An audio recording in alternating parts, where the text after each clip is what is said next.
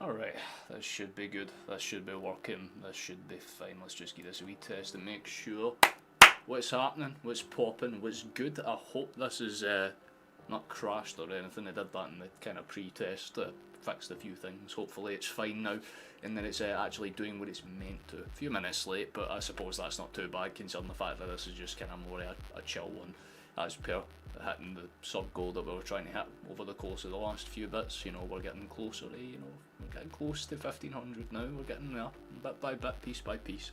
But it's a national game today, and we do like a national game on this channel. It's been a little bit shit this year, admittedly, with the Euros, and pretty much like only one positive result to really speak of.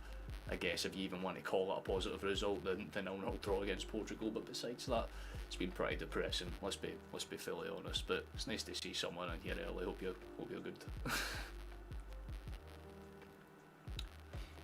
But yeah, this one's going to be pretty interesting, I think, for all intents and purposes. Right, Croatia just about, I would say, got the better of us the last time out. We could have got a point out of that game, honestly, and in all fairness, we probably should have.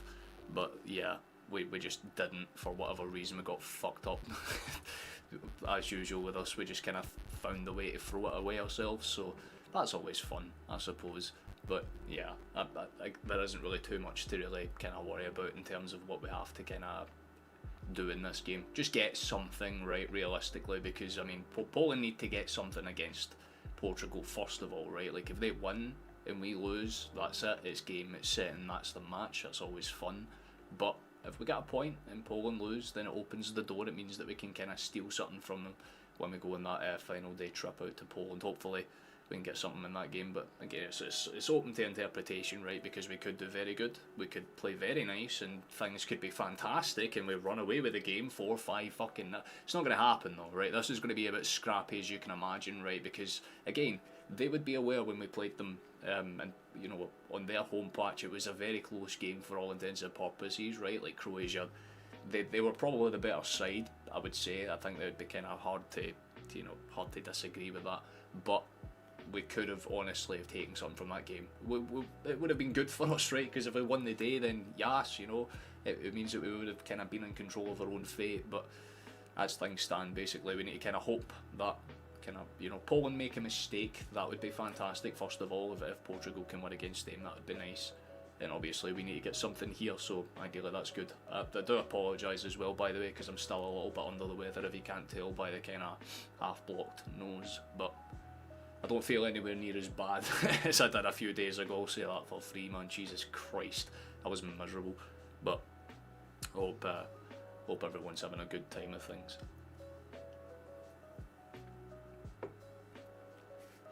Usually people kind of pop in as the game kind of gets close. I mean, these ones always do a little bit worse.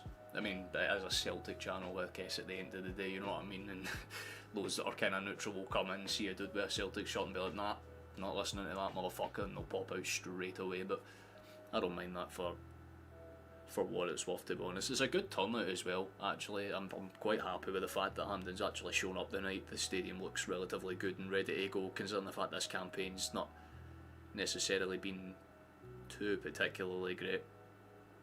I wouldn't say it's full capacity by any means, but at least about 80%. How you doing, Aaron? Nice to see you, brother. Hope you're well. Hope you're good. It's nice to have comments coming in, so I'm not just speaking to myself, you know what I mean? That's fantastic. But yeah, I hope you're good as well, mate. It's been a pretty nice week, to be honest. Pretty chilled for the most part. I would say it's been like more or less just doing stuff in the build up to the game. Although I did get a new shirt, so that's quite nice.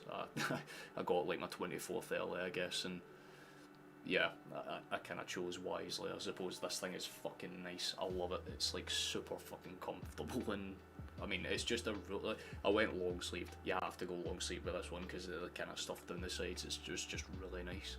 So yeah, figured that I was kind of debating on like wearing it for this one or not. I figured I might as well, to be honest. But my plan was to originally keep it for the Hearts game, so figured I'd bust out early. Doesn't look horrible on me. You know, there's some like football shirts that just do not suit white guys, so I'm in that middle ground where I can sort of get away with it sometimes. This one's really nice, I like it. But I suppose we should switch to this because we'll be getting ready to walk out soon, so let me just pull up all the things that I need to pull up. So like I said, we'll be keeping an eye on obviously Portugal and Poland as well, because, you know, that's kind of an important match for us. But we'll be keeping an eye on the main one as well. And our lineups are pretty, it's an interesting one, to be fair, right? Obviously Doak and Conway being in the team's a bit of a nice surprise, although again, Hanley, I don't mind it, but again, you should probably try and weed him out of the team if you can, especially if you're trying to work in youngsters in positions that maybe don't necessarily merit it. I like the rest of the team. I mean, McLean's a wee bit of a confusing one. Obviously, a lot of people were thinking, right, because McGinn's fit, maybe he gets the call up, but nope, it's Gilmore, McLean and McTominay that kind of take the midfield, with Christie and Doak playing out wide and Conway more or less being our central man up front, which is, it's an interesting team to say the very least, and I think we should realistically be able to get something from this. It would be quite nice. I mean, you look at it from Croatia's perspective, they've kind of set up with a similar system. In fact, it's pretty much bar for bar what we've kind of got going, but they kind of do it a little bit more effective with the way that they tend to press. But Butrina and Sucic, there's two Sucics, I never even knew that until I looked at the lineups. I'm like, there's no way that's double Dutch, but nonetheless, Kramaric, you know, he's an OG. Anyone that's played FIFA since like FIFA 12 onwards will probably know Kramaric, but he's a baller. Of course, probably the key man of the team, or the key men of the team, you should say, is probably Kovacic and Modric. They're two very strong midfield players that can just cause an incredible amount of chaos with one simple fucking ball through. It's always painful, especially considering the fact these two are pretty much quite crucial in how we were broken down against them in the home fixture. So I mean, I don't mind that at all. I mean, it's kind of what you would expect. The back four is pretty much what you would expect as well. Jakic kind of starts out on the right, Vardiol starts out on the left, and Kaleta and Sutalo are kind of the centre back pairings. I mean, Katarski, a little surprising, I'll be honest, but nonetheless, I don't think it's too bad at all. And like you said, you've got substitute options all across the pitch that can cause a lot of problems. A lot of people were kind of questioning, would McGinn get played? The answer to that one's no, either. Same kind of thing with Kieran Slicker as well. There was kind of, you know, small talks about him potentially getting played as well. That obviously didn't happen. So, I mean, maybe there'll be bench options. Like I said, we can always rotate them as needs be, right? So it's not like horrible for us. Well, I put like a tiny bit of music in. There we go. We're getting ready to walk out there now. I mean, this game's on YouTube as well, so this is like the kind of benefit to this in its own aspects, is the fact that like there's no pressure on this to actually do necessarily well at all in any aspect. We're just kind of here to see what happens and just enjoy ourselves. So if anyone's just bored or they actually want someone that will talk back to them, this is probably the stream for you. But I mean, like I said, the game is on YouTube. It's on Viaplay and it's on Scotland's national team YouTube as well. So this game's like free and easy access. You want to go watch it? There's a way to do so. But if not, you're more than welcome to stick around with me until the end of this one.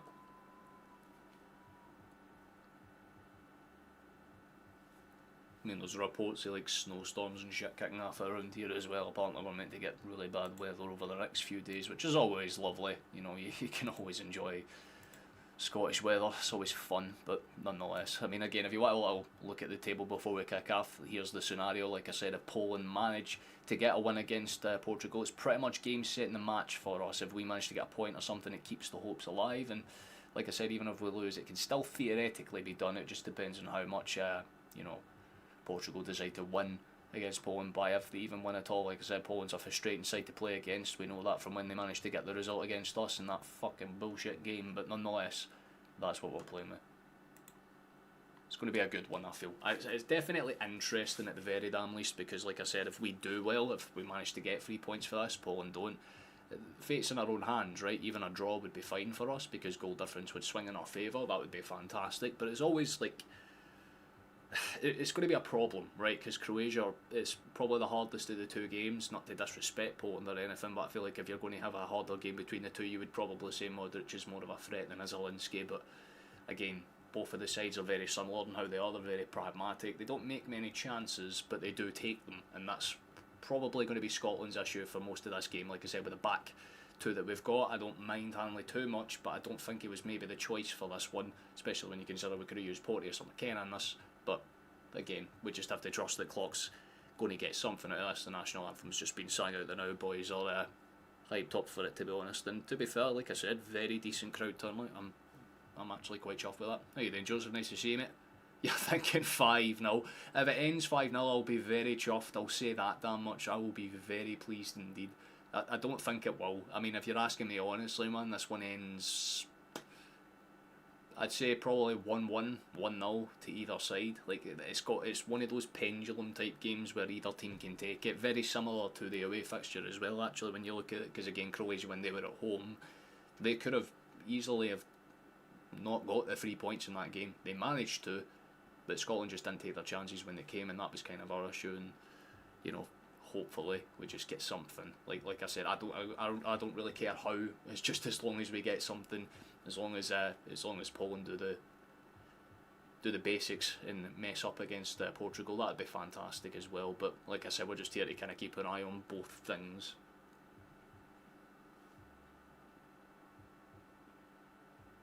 Still think this is going to be a pretty good game, although a lot of us are on yellow cards as well. About half of the starting team are on yellow, so if any of them get carded tonight, chances of them miss the next match. And you probably don't want to lose your captain or McTominay or Gilmore or Christie. I mean, Robertson and a few others are on cards as well. I do not like that, but nonetheless, we have to play with what we're given. I think that it should be good enough, right? I think I'll be confident enough to kind of say that this should be alright for us. Who knows, to be honest with you. Referees Israeli, I think.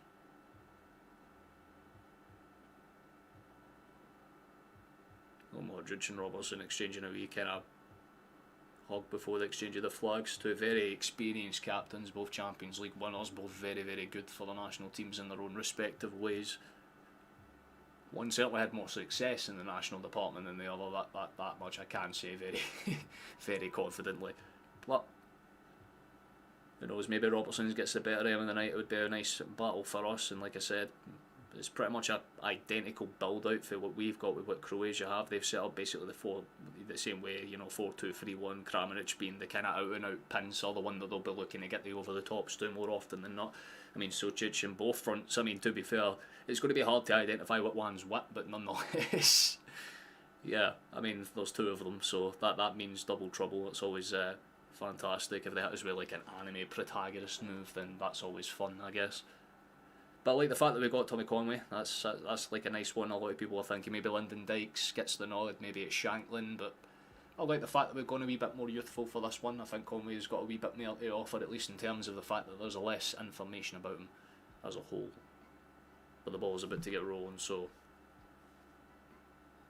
we'll get ready to give things a wee refresh. Like I said, we're keeping an eye on the other game as well, so we'll get that refresh too, just to see if that one's kicked off and it has. We've got underway here as well, so there's the live score up on this one. And this one will update in time, but we have kicked off, I can confirm, so that will do it in his own time, I suppose. We're slowly but surely making our way to 1500 as well. I'm quite happy with that. That's a ball straight back to us immediately. Croatia are engaging a high line out the press. It's a good takedown for Kovacic. He's going to just shift that across and straight back across to the defence. 30 seconds played and Croatia have already had the ball in a box once. That's interesting. I'm curious to see if that's going to be a consistent theme as this game goes on, but Croatia have the ball for now, just passing it around their back line, shifts it out towards the left hand side. Good lay-off touch for Guardiola. It's a good press for us as well, actually. They're going to be forced backwards. Simple and easy enough for them. Keeps it about as basic as you would like. Fantastic. We'll get us another refresh. It should definitely have. There we go. Just you can keep up and along with the game as well. Like I said, it is on YouTube as well. It's a good shift across for Robertson. I'll just go back. Hanley switches it for Suter right across, and there should be a option for Ralston to pass that on, but he opts to hold it up, go back in central instead, which isn't actually a bad call. McLean has it. Respectable bit of control. He should just keep this one close to his chest. Goes back across the line. Simple enough. Switched long, and there could be a chase down here. Not going to be too much pressure on it. It's claims for the foul, but to be honest with you, it's just a bit of a physical matchup. Nothing too bad with that one at all.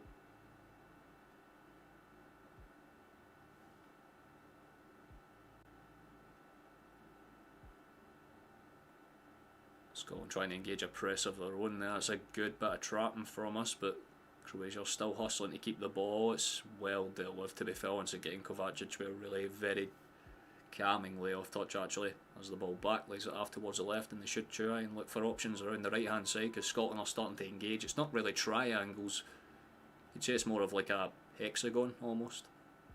That's probably why it works, to be honest. It just about makes them force a pass. We managed to get the throw in, try to take it quickly. They've won it back, now we've won it back, and it's straight back to them, and hopefully we try and keep the press alive. Yeah, it's Quarry all that has it. Back across to Jakic, he's just going to send that one as hard as he can forward. Laid back by our skipper, well dealt with, to be honest, and back towards Hanley again. That's an interesting start from us. To be honest, I wasn't expecting us to come out the gate swinging, but it's interesting to see that we're pressing them quite high, especially for a Scotland type of team. We usually sit in and defend a little bit deeper than that, but as early stages of the game, it could just be the adrenaline for all we know. That's a good step inside for Robertson. He should just lay that off for Gilmore. It's a bit of a loose touch, but he should gather it. That's a fucking horrible giveaway though. Croatia have the ball inside our box. There's a shot across the face of it. No real threat in the end, but it was a very silly ball for McLean. I don't know where he was trying to go. I think he was aiming for Ralston and then just tried to, like, last second switch it back to Gilmore. It was stolen in the end by Kramaric, and it was just a poor shot in the end. That could have been bad for us for all intensive purposes. We've dealt with it though. The pressure's still on. We're keeping it alive, but it's going to be forced back in the end. Just back towards the goalkeeper. They'll just switch it defender to defender. Here's Kaleta. Molinari just send it back to his goalkeeper again, just playing 1-2s right now. How you doing, Alan? Nice to see you, brother. Hope you're good. Oh, that could have been something for us there. There was a nice opportunity, didn't necessarily work out, back towards the goalkeeper and switched, and that could be a chase down actually, but well taken and dealt with by Croatia. Fantastic footwork, can't I argue. How you doing, Flash? Nice to see you, man. Genuinely, by the way, and I fucking love this thing. It's like, I don't know why, it just, yeah, when I went into like choose which one, I wanted like the away one at first, like the yellow one, and that one in long sleeve, but they didn't have the long sleeve version, so yeah, it came to like a compromise. This is the one that I got, and oh shit, there's a chance for Croatia. Hold on, ball in the box, awkward. Not really dealt with from us, still very there. So, oh my fucking god, it's switched over by Sucic in the end. Could have been a dangerous one for us. That's the first big chance of the game, and it goes Croatia's way. God damn. Yeah, genuinely should have been 1-0 Croatia. It was a big chance out of the gate for them though. Don't know how they managed to get there, about 2 or 3 loose passes away in the box as comfortably as they did, but they managed to do so, and thankfully we don't have to be called into action. It's not shot on target. That's kind of why I settled on it, to be fair, my guy. I was like, there's a few like that I was looking at. There was like kind of the old traditional, like, yeah, you know, CR Smith ones and stuff like that. But I kind of, when I walked past that, like, there was like a rack and I seen that they were just added, so I was like, fuck it, actually, you know what I mean.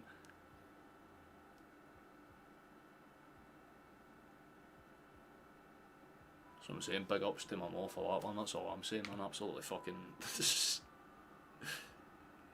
she walked in there with the mindset of, this will only be like 60 quid or whatever, so I felt bad. I'm like, nah.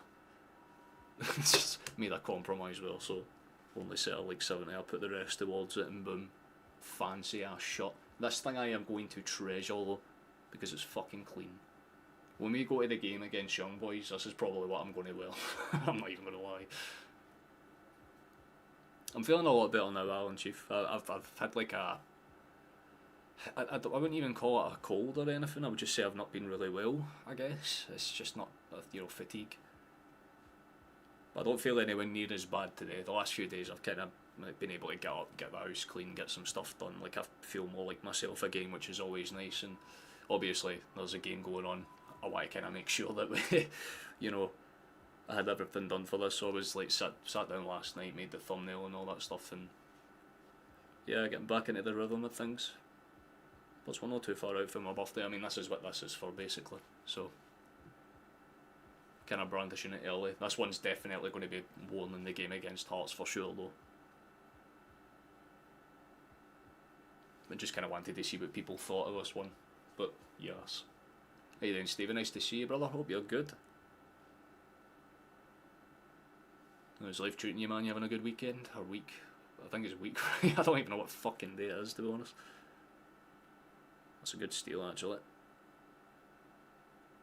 They're playing a very confident game for now, to be honest. Oh, that could have been a steal opportunity for Conway there. He stepped in and kind of forced the issue. So with Kalea in the end, he'll look for options out from that left-hand side back towards Guardiola. That's a lovely ball forward, well cut out from us, and we have to kind of move it. Brilliant touch for Ralston, though. Brilliant for the Bricky. Good stuff. Representing for the Celtic boys today, we love to see it. Oh shit, how you doing, Stephen? Both of them have came in at the same time. Mitosis, it must be well and truly a thing in the human race. Fantastic. Ralston's got it, he'll kind of switch it back. That's an good. That's a lovely header for Hanley, actually. See, under that pressure, chased down by Kramer, it's just lops off Pat. That's very got Tyson to win the night. Oh shit, yeah, I forgot that's a thing, right? Against Jake Paul. Wow. Oh yeah, man, I forgot that's kind of went down. That's an interesting one. There's a chance. That's a lovely step inside, actually. We have the ball in the final third. Opportunity maybe. Don't lose the ball there. That's poor from us. Should have played to the whistle, and Croatia on the break. It's a 3v3 basically. Should be offside right now. The flag stays down. Croatia have it in the box. Step inside and shot. It's just about saved, by the way. Good fucking feet for Gordon there. Stuck his studs out to keep that one alive. There would probably be a check for offside. I'm not too sure if he was on or not. Nonetheless, that's the exact meaning he played to the whistle. Croatia man gets into the box. Lovely shot. It's very good for Gordon to react to that way he's on his arse. It's weird to see you in blue, Jesus. To be fair, I had like my Scotland top ready as well for the day. I'm like, yeah, maybe I should use it. It would be quite nice, right? It would be fantastic, but nope. Plus it is a wee bit chilly, so the longer sleeves kind of made sense. You got the 5th round, 7th round and 8th round with Tyson, any one of these, and you win an absolute fortune. Fucking hell. I feel like it would be a middle of the road type of thing, right? Well, I feel like it's probably anywhere between round 6 and 8. Because I feel like, you know, if you're asking me honestly, right, Jake's a younger fella, so by, you know, trait and virtue, he'll kind of put a lot of the early effort in. But Tyson's experience, man, and fucking hell, like, why would you ever mess with a guy that's notoriously like one of the fiercest fighters of all time? I wouldn't fight that man if he was in his late 90s. Well, I think people in, like, you know, Southeast Asian culture don't fight their masters. It's a sign of respect, you know what I mean? You don't disrespect your older ones because they'll teach you the fucking most valuable lessons. Well, absolutely planning your head in. I don't know. Maybe Jake wins it. I couldn't honestly tell you. It's not a fight that I've really been keeping tabs up, so I don't know how Tyson's looking or anything, but honestly, that man could be 75 and he'd still throw hands.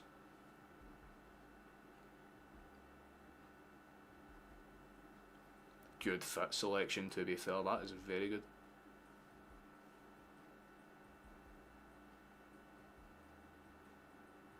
I love that, Harry. Long sleeve ones are much harder to get though, especially around here, because there's, you know, there's only like one like Celtic store. There was only even a few of these. That's what I'm, like, when I walked in, I'm like, that one's quite cool. It was in the back of my head, but like I said, I wanted the away one, but there was there's no long sleeve ones, but you can get. I was like, no, stop you right there. That one will do.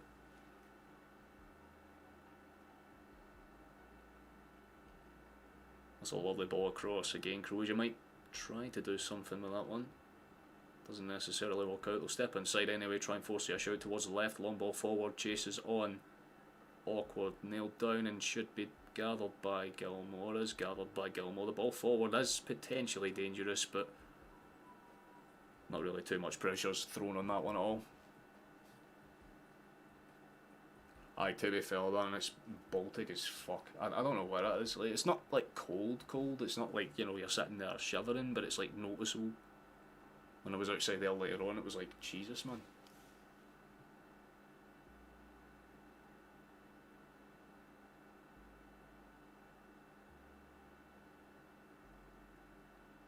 So since lockdown, I hate that they made that a thing, honestly. Because don't get me wrong, I have some really nice short sleeve ones, like the last season's away one, the kind of like the tartan one that I've got as well. This one I just love because it's like casual as fuck. Like, I mean, I'll stand up and you can get like a like hanging of it, right? But it's the little patterns. I don't know why. It's very nice. My hair hides the badge as well, but I don't know. I always kind of said I love like kind of the gold theme that Celtic kind of have going on when they do it with their kits sometimes. And obviously this one, as soon as I seen it, I'm like, that's banging. So when push came to shove and I couldn't get the one that I actually 100% wanted, this was a very, very brilliant setting option, and in hindsight probably the better pick. Because this one's a classic. You know, this one will last a while, I think. That's exactly what I'm thinking, man. It's a good fucking steal actually, but Croatia have the ball still in a final third.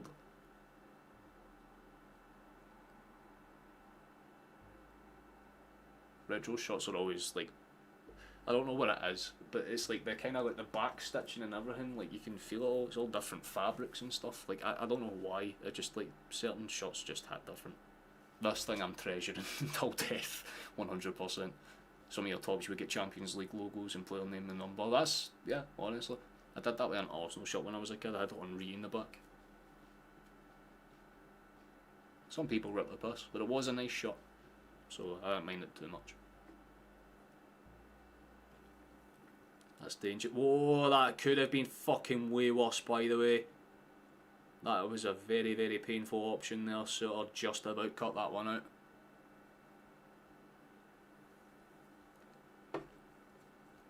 I think it's just cleaner without any logos at all.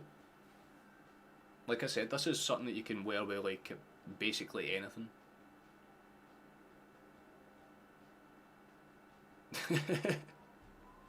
Aye, to be fair, 85 quid for a shoulder, this is a bit, yeah. Like I even kind of said to my mum, I felt bad for us, like I'll put like some money towards it, just to, you know, to make it less painful.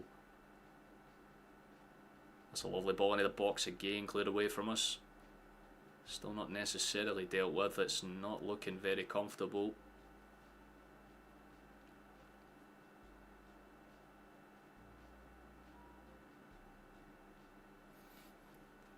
Aye, some of them ripped the pass with it.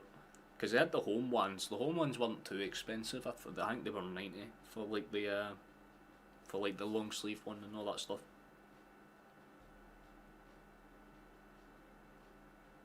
I don't know. I just preferred this one, so. So you'll be seeing me wear this one a fuck ton, basically any time that it's cold.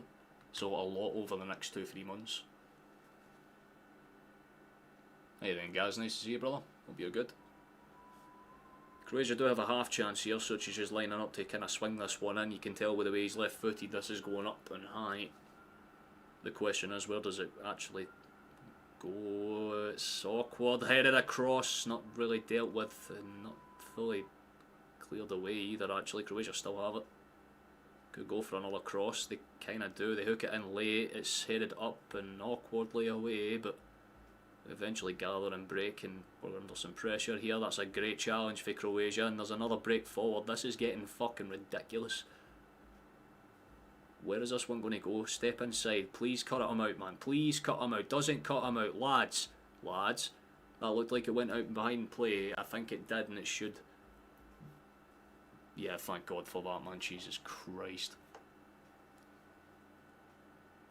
Oh hi there McGinn, nice to see you. Dropping in to say hi and leave a like, well I do appreciate that. And I honestly, yeah, I like how everyone's like, that shot's cool man. I'm like, I know, isn't it? I fucking love it. It's bliss. I appreciate it, Megan. If you're already away, enjoy your night, hope everything's good. We're kind of suffering here, to be honest with you. You all good guys? Hope everyone's fine man. Croatia have made way too many chances for like 17 minutes, man. Like that, we haven't done anything. We haven't really got the ball into the box. We really need to start forcing the issue. It feels more like we're playing away from home again. It's not comfortable at all. We do have a step-in chance. There's a lovely ball over the top. We haven't marked our man again. Ball's in behind, still dangerous. We do enough to kind of get there in the end. It's a goal kick for us, but once again, it just seems like a very simple ball over the top from the midfield. It seems to be the method. Not a single chance to speak of. And it's still 0-0 between the Poland and the Poland and Portugal game, I should say. Let me rephrase my English. So as things stand, it's not, you know, do or die, but if that little box below us, below the game that we've got going on, if that away side gets one, problem. It's also a problem if we concede, because realistically it just means we're screwed. Like, we need Poland to lose. That's a lovely pass out. Can you move it a bit faster? Right idea, good pass inside, gets wiped out there. That's a lovely spin around. There's hands all over the back, but he's found his way through. This is what I'm saying when we said we needed a chance. Good shot, good save from, oh, really good save actually. McTominay was the one that came off the back stick, and as soon as we were talking about Scotland needing to make something, we go ahead and make something. Brilliant run down that right hand side. Lovely ball across, and it's a great shot for McTominay. Nearly finds the bottom corner, but Erkic does brilliantly there. Man just tips it around the edge of the post, kind of staves off a little bit of pressure.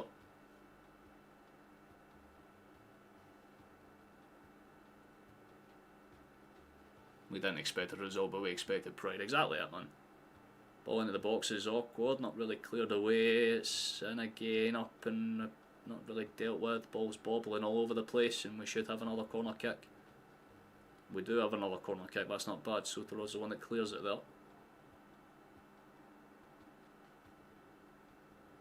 A little bit of pressure here, we're starting to wake up just a tad. Not a lot, admittedly, but just enough to make it interesting, and that's what matters.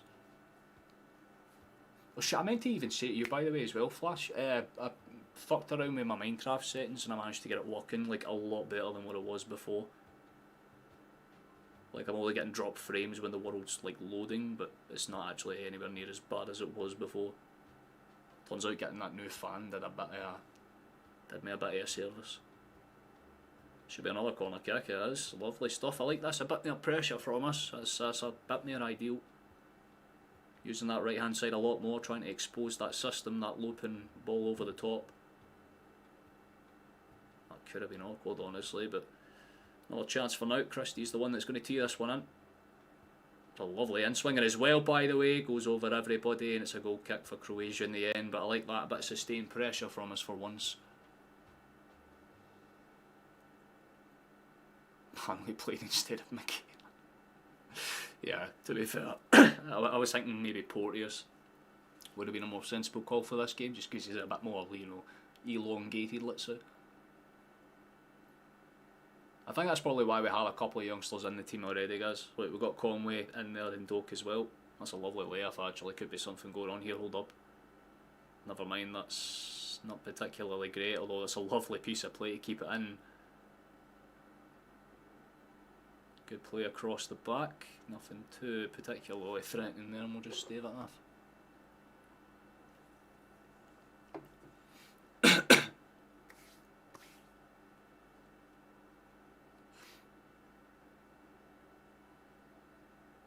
Next upgrade, aye, hopefully. It'd be great, but it's little bits by bits. I mean, the new fans done me great, to be honest with you. Like, a lot of games run a hell of a lot more smoother. Plus I changed the actual like resource pack and all that stuff I was using, because apparently the one I was using was quite high end and I didn't really know.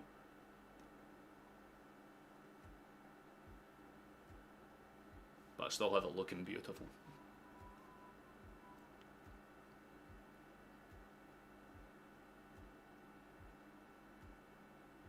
Oof, genuinely, by the way. I don't think many people will be watching that fight that like really care about boxing. I mean, I'll just see the highlights when when it finishes. I don't really care about live boxing that much unless it's a fight that I'm actively like interested in. Like, in my head, I'm like, it's clearly just a show match. The same way that when his older brother fought fucking Mayweather or whatever it was, you know, it's Like, yeah, cool, I get it. You know, it's to draw in a different crowd to boxing, and I like that. You know, there's a little bit of respect to be found there for stepping into a ring with a guy that's literally notoriously like brutal as fuck. But I think there's a level where you kind of get humbled, and I feel like Tyson's probably going to humble him. You got tournament practice, Jesus. Weren't you already in it? I thought you were in a tournament a few weeks ago. The things must come thick and fucking fast then, right? There's a good breakdown that side actually for Croatia. We've done well to hassle them. It's been a little bit more respectable from us. We've at least tried to hassle them a tiny little bit, but Croatia's still comfortably the better side in this opening 23 minutes or so. Oh, that's very clever. They actually didn't play the advantage and they switched the ball. This could be a very big chance for Croatia. Just a bit of a loose pass there. Gets the overhook cross again. He looks offside, and either way, Gordon was comfortably at the edge of that one. Just gathers it. Simple enough. Star Wars Outlaws. To be fair, I'm not really a Star Wars type of dude, but I can see the appeal of it. Hope you're enjoying it though, mate, that's class. Says he's going to love it because he gets to see two people with you. Yeah, honestly. That's the way I'd look at it, because both of them like to talk shit, so either way someone gets shut up. I suppose that's good for the business. But I feel like if Tyson wants to maintain his legacy, I don't think he would allow like a spoiled brat to essentially beat him. I do respect Jake Paul in his own way though, because he's not like a, you know, content boxer. You know what I mean? Like, he's actually quite good at it, but I still think Tyson does him. It's a lovely one back again, man. Croatia are just doing very well when it comes to the high line press. They've cut inside here. That's a lovely cut back for Sucic, switched across. Kovacic lays it off.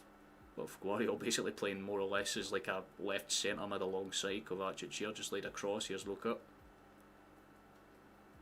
Wants to play a simple one out towards Sucic on the right hand side. There's still a bit of movement going on, but nothing too pressured.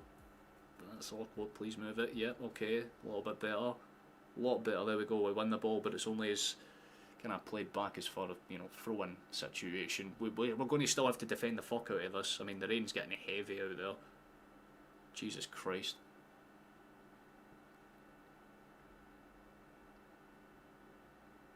You'd have started Devlin instead of Ralston. I think that's a valid point, honestly. I don't think there'd be any reason not to, but I feel like Ralston's just makes sense for the physical matchup, because I think if obviously they bring on Perisic in the second half, which seems likely, Ralston's more tailored to deal with him.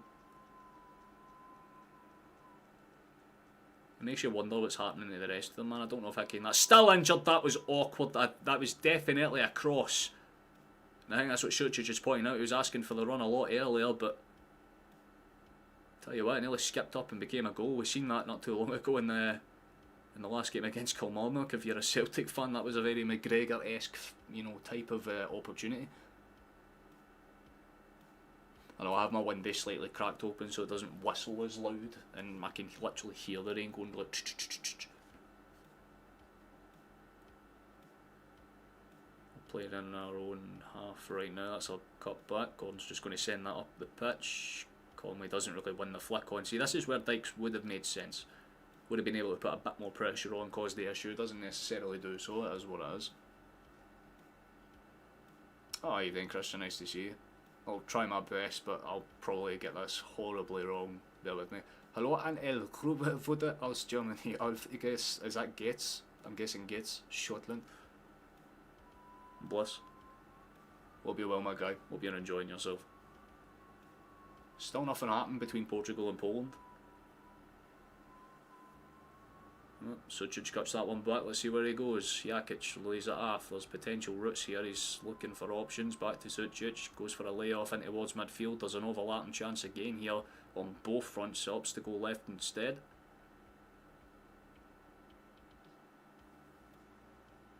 Simply just cuts it back to the number 9. Opts to play it safe. Lovely pass out again.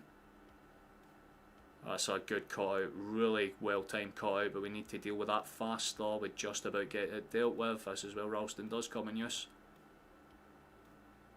Able to slow things down with his body. That does worked out just about, by the way, and we've got a break going now ourselves. Chance for Scotland on the move. Lovely overlap. He's been dragged down. That might be an advantage play for now. Referee says that's more than fine enough. We didn't really take an opportunity there. Could have been awkward.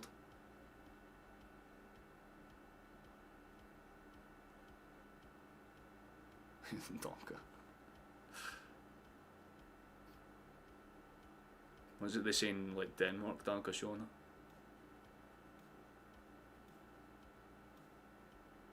We had a little chance there, but nothing too much came out for that one.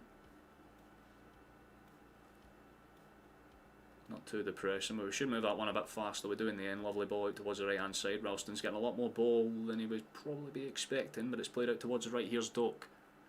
Steps in on his man, really well played actually. Manages to find some space in the midfield. Gilmore's just going to cut that across. McLean rolled up in the end. That's a nice attempted cut in pass. I can see the idea behind it, so I'm not going to discredit that too much. It was just off.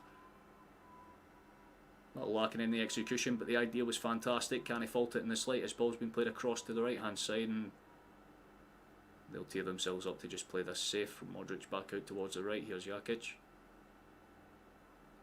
Back towards Luka, opts to go central. Should end up with Coletta Car if he opts to switch it across, but doesn't in the end, which is a bit surprising.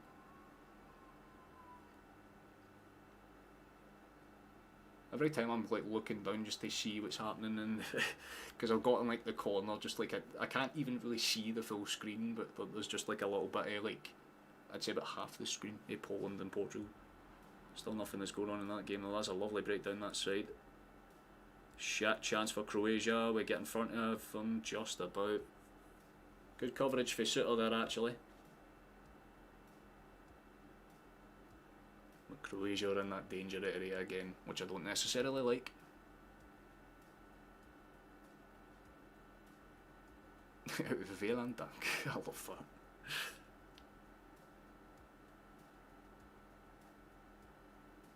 Right, we have to defend this. I think Croatia are going to play it relatively short here. They do. It was probably a mistake considering the fact there was about 4 or 5 Scotland shots there to kind of cover it. Eventually back towards Robertson. 1-2 passes on there. Lovely layoff. Can he move it forward? Right idea.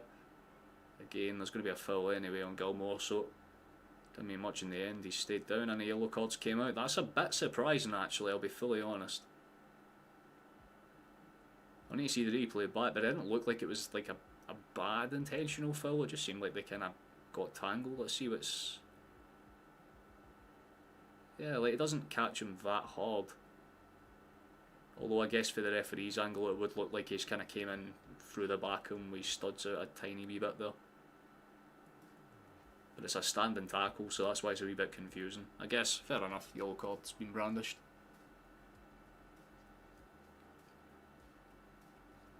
I can't say I know German, but I know at least 2 of those words. I love to see it, man. International support's always a lovely thing to see. Hanley. Back towards Gilmore. Comfortable enough and simple enough as well. We should move that faster. I was going to say, like, tries to do the right thing there. Doesn't necessarily execute it again. Back in Croatian hands. Let's see where this one goes. They seem to be a lot more comfortable just playing across the back now. They're not pressing as high as they were about 10 minutes ago, which is a positive sign for Scotland, because it means Croatia are kind of respecting Scotland's space a little bit more, but at the same time could just mean they're trying to prioritise. Although saying that, they've given the ball away from a silly one there.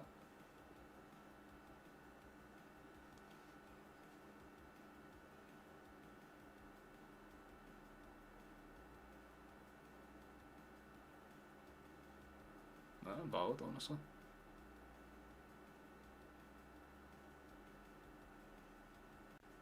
Oh Jesus Christ.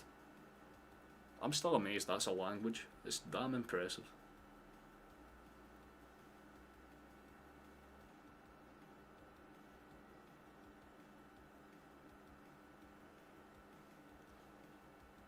Could have been an interesting one though.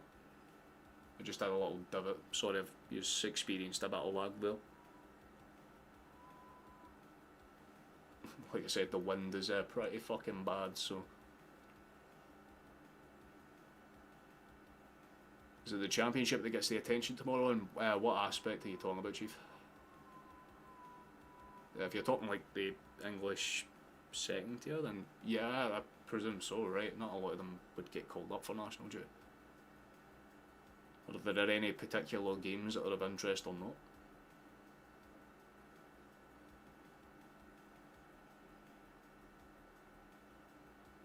No, Christian's spoken a little bit English before, but I think he just puts it through Translate. He's been in there a few times as well. He was in here during the Euros a few times and stuff. Ah, shit, chance for Croatia. Fuck off. Don't. Do not. Don't. Stay away. Be gone. Yes, we get it away temporarily. That's still not very good though. It's a very dangerous area of the pitch. Please do not do this to me. Ball. Yes, and away.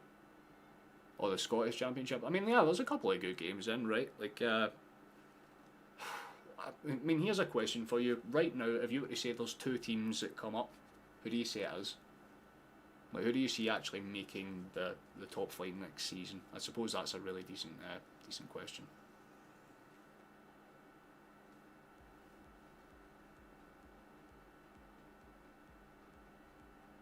I just love that word. Sprechen. I love to see that, man. Well, another corner kick. This time it's Modric to switch this one in, which is a bit of a change up. Usually it's Sucic. It's gone out. What a shot! Holy shit! Craig Gordon had to react to that. Very, very fast. Ball into the box is awkward. Gets his hands up again. Still awkward.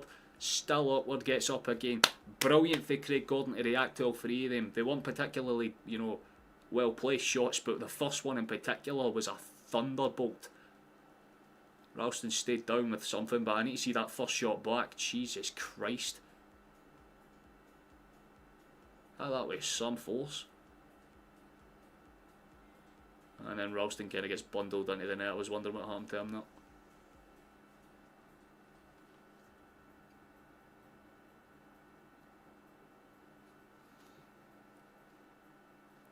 Look, I mean, you can join the Discord if you want, actually. That's probably a good thing to promote. I don't really ask for subs in that much during the national games, just mainly because it's, not many people come into this. Most of them that are actually usually subscribed. I mean, I'm pretty sure everyone that's watching most likely is. That's a lovely ball towards the left. Come on, boys, do a football. That would be fantastic. Played back centrally. So we'll kind of prevent ourselves from doing a football just momentarily, but Croatia set up with a very weird line. It's more or less like a 4-1 up in the kind of edge of our box whenever they have the opportunity, and then it kind of shifts back down into a 2 or 3 set. That's a lovely pass out towards the right hand side, and that's a really awful ball into the box. Don't really know where he was trying to aim, but nonetheless, Kaleta clears it. That's a lovely layoff touch, just a little bit overhit though, so Suter will gather, and he will go again. Oh bless. I can't see the number because I've got like the Portugal and Poland thing. Anyone that has subscribed, thank you very much. Slowly but surely we are getting towards 1500, 9 more. Bless. It will definitely hopefully be achieved by the end of the month. Like I said, like that was kind of the goal at the end of the year 2000 for the end of the season. It's blossomed into something quite minted, man. I don't think there's a few very interesting characters, but mostly everyone's sound.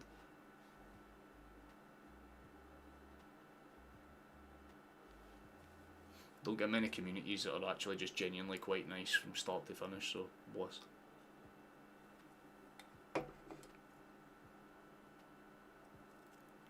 Damn straight. What would be even more beautiful is if we had stopped giving away shitty fouls like that, though. That was silly. What was the point in that? Well, Croatia, I guess, have a half chance now. That's kind of interesting. I love this here.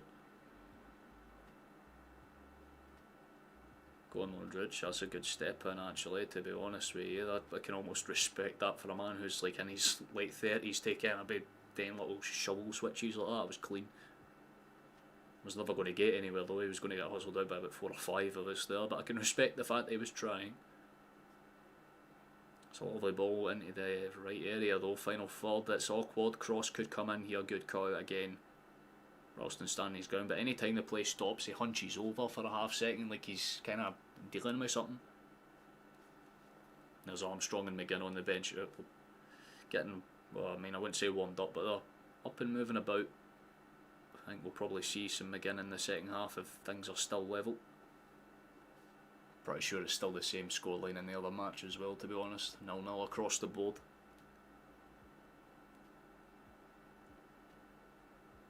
It's totally isn't it a very boring ass game for all intensive aspects, man. I mean, but to be fair, Croatia have made some decent chances. We made one,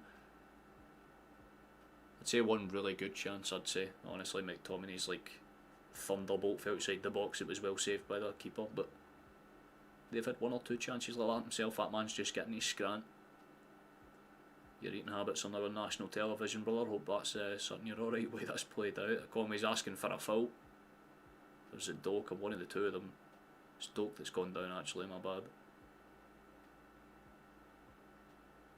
Well, to be fair, he did actually catch an elbow.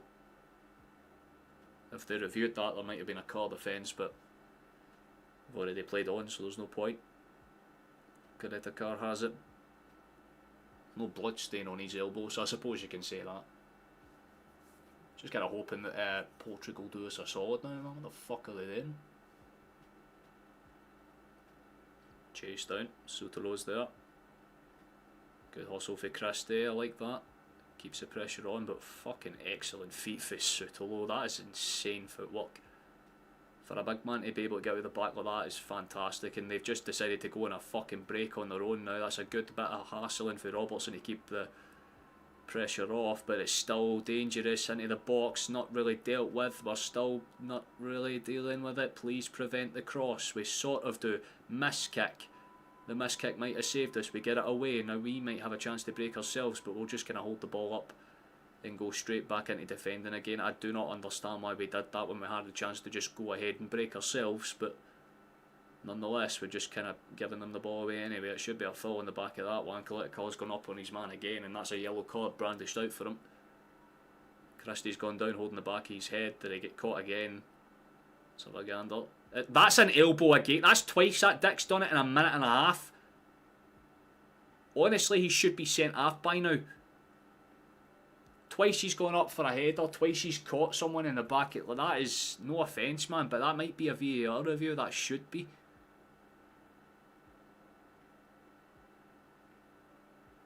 Because that is a fucking... like, yeah, that is right into the back of Christie's head, man. Like, he doesn't really... like, I get it, his eyes are on the ball. I know that he's not doing it intentionally, but that's twice in 2 minutes where he's gone up and caught someone with the same goddamn arm. Very lucky to still be on the pitch.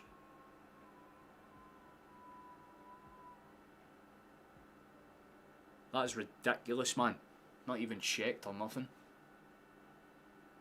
I have no idea why Lucas can play in it at all.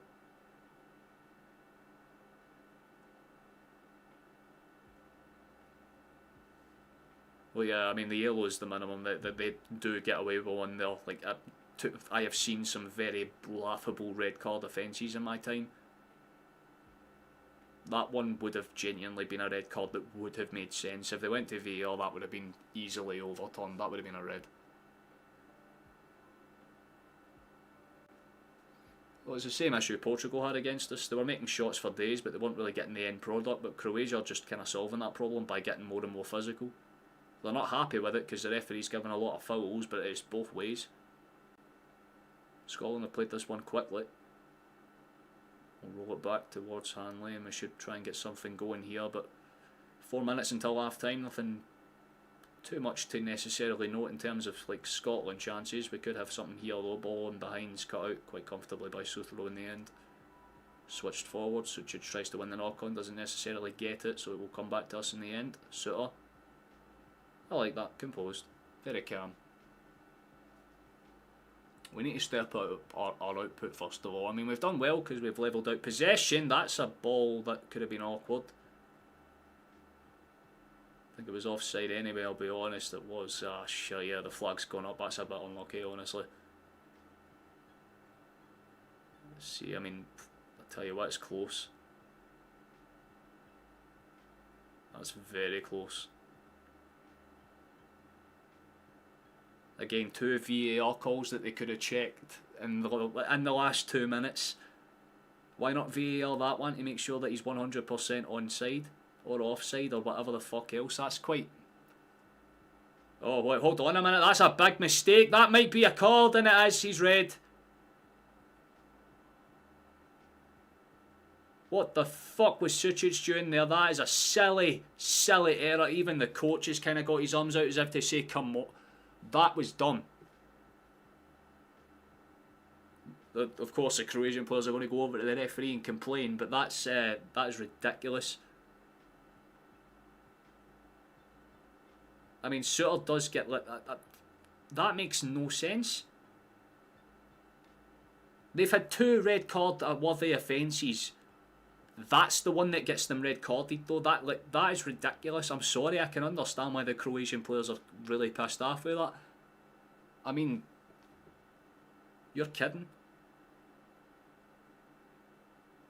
I mean, it is a second yellow offence. It's not like a straight red or anything. I want to clarify this, but still, by most standards, that's a soft foul. Like, yeah, he backs up, but sort of does well to kind of put a bit of an act onto it. Modric doesn't seem too pleased. And Croatia will go into the second half a man down. Modric has been put into the book as well, which is an interesting. Well, honestly, they could have had 2 men sent off by this point. Right, Kalita's gone up and elbowed 2 of our players in the back of the head and gotten away with it, but I do feel a wee bit for Sucic. I'm not really even going to lie, because that's a yellow, but again, you're already on a yellow. It's just silly. Big mistake for the Croat, and that kind of opens the door for us, and we'll have a few minutes of additional time to maybe keep our chances alive. Like I said, a win would do us massive right now, especially with the fact that apparently Portugal still haven't scored. Chances, oh, hold on, out towards the edge of the box. Swing it. Does swing it. Awkward. Still awkward, please. Not really dealt with by Croatia, but it's been held up for something. Oh, I guess offside. 2 additional minutes to be added on in the first half, so if Croatia want something, they'll need to swing it forward and get something going.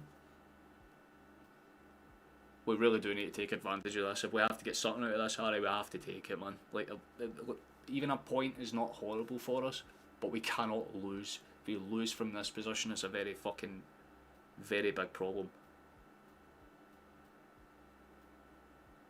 I would say that they should have a player sent off, but I don't think it should have been Sucic. The back-to-back elbows for Kalita, yeah, fully send that man off, but Sucic just kind of got caught in the wrong place at the wrong time. It was just a silly foul to give away. Croatia try to run forward with it, we bundle them over, and that will be a free kick for them. That was a stupid foul to give away from us. Brilliant.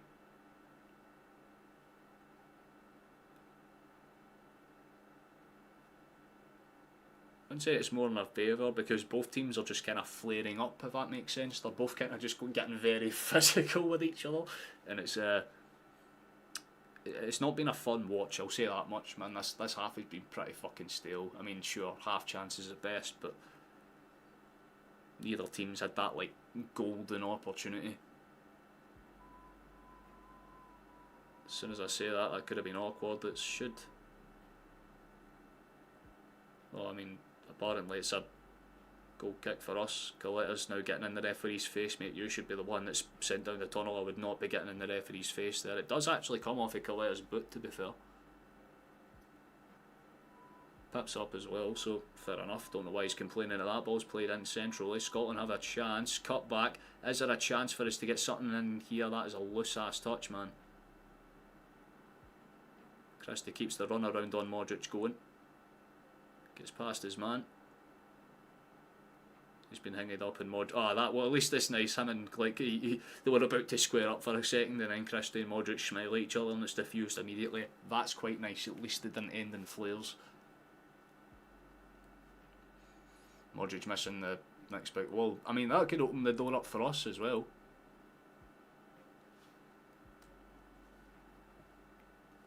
Marvin, brother, it is literally on YouTube. If you search up Scotland versus Croatia, there's 2 channels, Viaplay International and Scotland's national team, which is the one that I'm watching this through right now. But the game's free to watch, it's on there.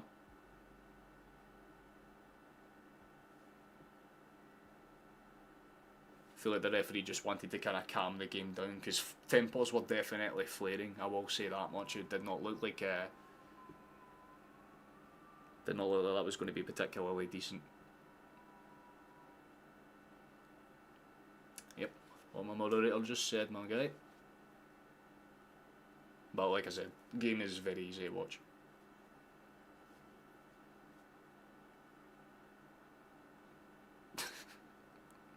The ref loves haggis. Not necessarily. I mean, the Croatian manager's complaining, he's now been booked, and I think a couple of the other, like the assistant manager's been booked as well, I believe. Maybe it's just the assistant manager, but a couple of cards were hanged out for some of the staff, I believe. A very weird half of football, I'll be fully honest with you. It hasn't necessarily been the most convincing thing in the world.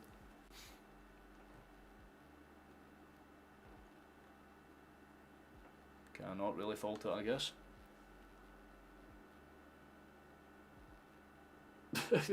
Well, yeah, I mean, to be fair, the officials are Israeli, so it's one of those ones. Pretty sure we know where this country tends to stand a little bit more differently. But yeah, half time, so I suppose we can get ourselves a little bit of a break. Go back to this screen. Give my PC a chance to reset and stuff, but I mean, not bad. Not bad by most aspects. I'm quite comfortable with that. I mean, at points, not too bad.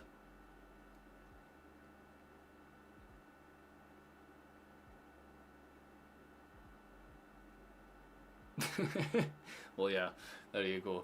I think that's probably a good enough way to summarise it. They're just showing the kind of key chances for Croatia again. That save for Craig Gordon, by the way, was fantastic. That little like foot leave out just to kind of tap it around the post was fucking brilliant, by the way. Like, genuinely deserves all the credit in the world for doing that.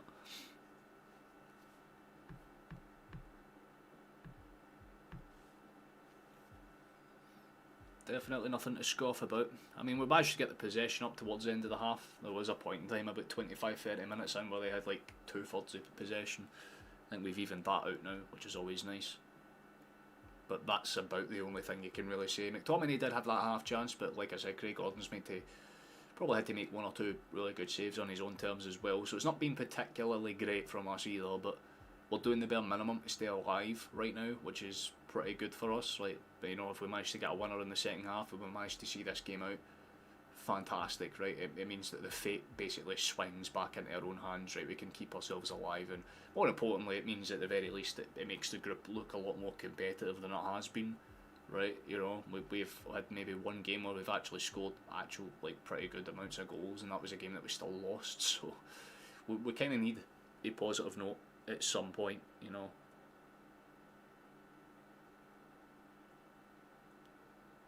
Yeah, that was genuinely a brilliant save for Gordon.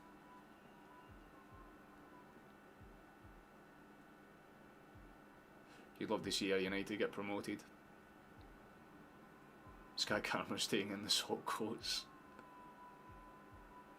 To be fair, yeah, I mean, you'll get some. You can imagine just like on a windy day in here, right? You know what I mean? Like the commentator standing there in that fucking shack trying to like commentate. It's just like you just hear like. So like you just can't even hear what they're fucking saying because it's just that much wind shear. That'd be brilliant, honestly.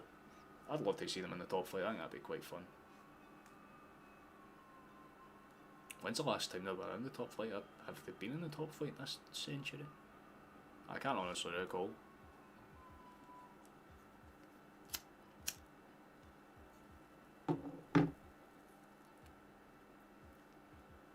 Get a wee bit of a roll-up backy break. Give myself a little bit of a chance to reset a tiny little bit. Because the good news is, I mean, if things stay as this is, then I'll definitely be live on the 19th. Like, well, that's the way that I've kind of approached this. If we lose to this game and Poland obviously win, or even draw their game, then I don't cover the last game, just because there's no literal reason to. There is nothing to gain. We're already, like, bottom of the table. But even a point keeps us mathematically alive right now. Not in a convincing state. It means we would have to outright beat Poland, which isn't necessarily fun, but it's doable for sure.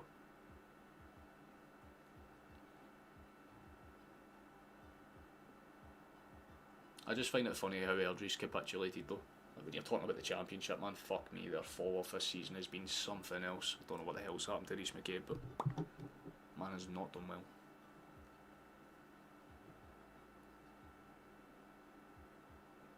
Just show that McTominay chance over and over again. I mean, it's a good save for the goalkeeper, I'm not going to lie, but, you know.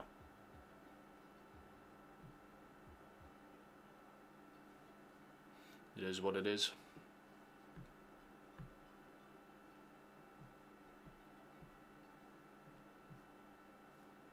We'll get a little bit of a break before we kind of go into the second half. I think there's probably about 10 minutes from this point. Second half kind of gets underway for there. This game will be wrapped up by about 9:30, hopefully.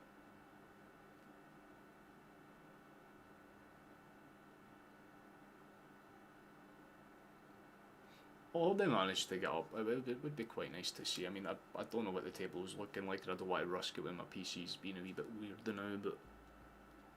So let me look up on this. Fuck it, hold on. I'll confirm. I might have a little look at what the next games in the championship are.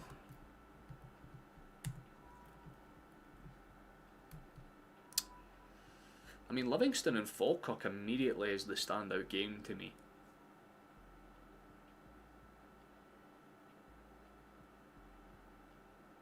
I mean, there's a couple of good ones. I mean, you've kind of got like a local-ish derby in Partick and Hamilton. Dunfermline and Airdrie's a good game too, to be fair. And even hell, Wraith and Greenock's a decent game.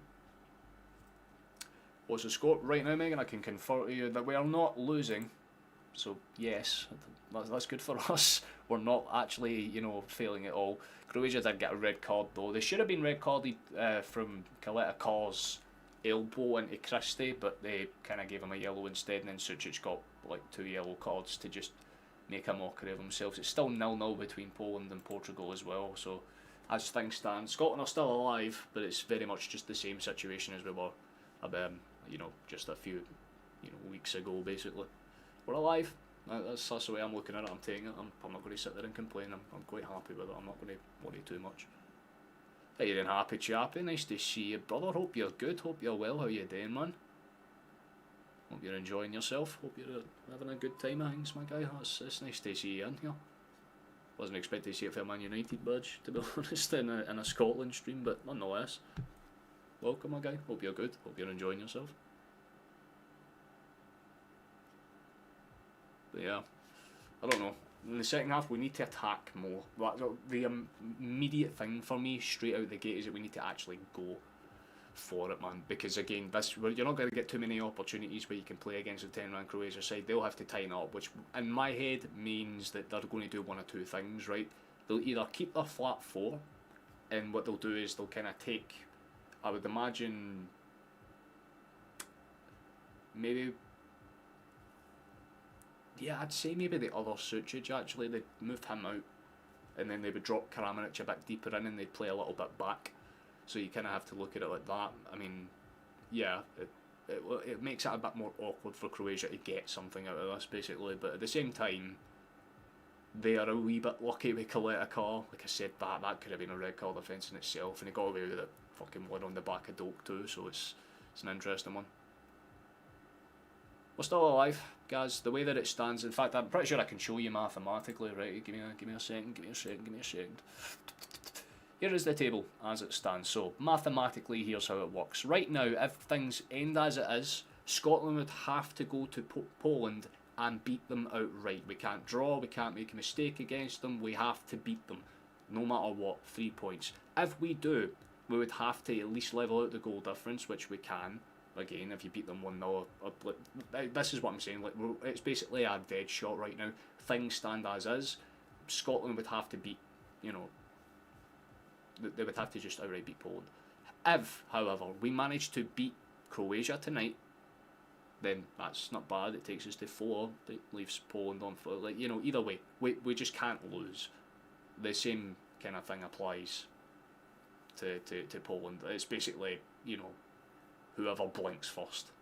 In this scenario, it's not particularly nice, but nonetheless.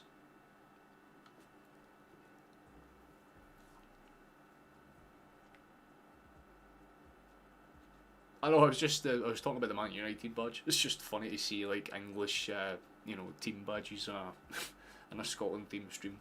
And tell, but just by the chappy. I don't think you have like a single. You have. I mean, they say chap, don't they? How you doing, old chap? We say, what's happening, chappy? Oh, that's a thing.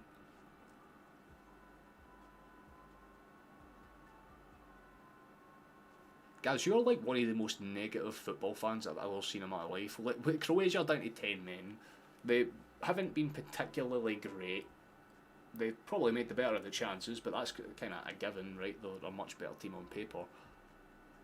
I don't think it's been a bad performance from us. We just haven't attacked enough. And again, we can always dig that out with certain changes. I feel like the game would change the second that McGinn gets onto the park, or if you bring on a Lyndon Dykes for that physical ability up front, which I think we probably might end up doing, right? We could even bring on Shankland. I don't know, whoever they kind of prefer. If they want someone that's a bit faster, they go with Shankland. But if they want someone that's more physical to use on the set piece, I would say probably Dykes, right? Like, realistically. Like I say, we got McGinn on the bench. We've got options that we can use defensively if Hanley or Suter gets tired out. And, you know, there's little things that we can tweak and change to make it a little bit more interesting. Valid, guys. Honestly, I can't really even argue with that, actually. What's your thoughts on the ref? He's been very mixed bag, to be honest with you, mind. Like, I don't know. Mind you, he's been okay, like, for the most part, but he's got a lot of stupid shit wrong. Like, that red card was not a red card, but that yellow card on Coletta was not a yellow card, that was a red. So he's made, like, 2 very dumb issues back to back. I mean, I know that they censored your job because it was a yellow and a yellow, it wasn't like a straight red offence or anything, but, I mean, when you look at it back, it's still very soft. But Coletta should have been sent off, so it's, I guess, like, fate's balanced out. Like, he's missed an obvious call and then fixed it immediately by sending off the wrong person entirely. But, I mean, I don't think Scotland or Croatia will feel too hard done by. I mean, Croatia will complain, because of course they will, right? Like, they're going to have a much harder second half, but I think, overall, they're a bit lucky in some aspects, a little unlucky in others.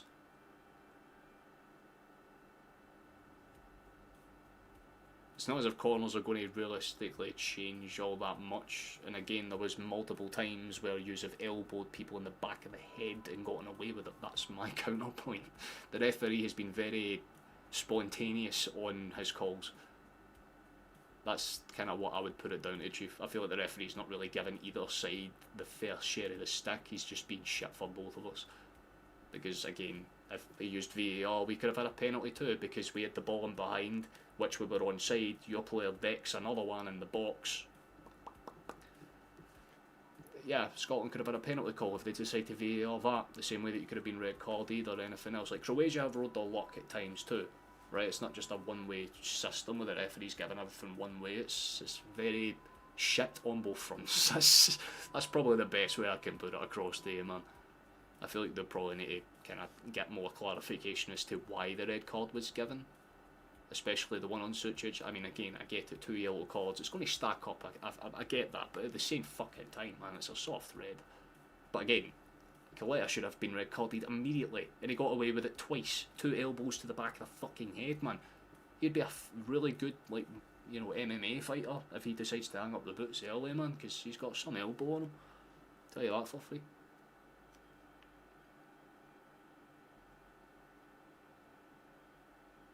Yeah, I feel like that's true to an extent. We need to kind of start thinking about rolling Hanley out this team, honestly. I don't think he's at that level that I think Clark holds him to.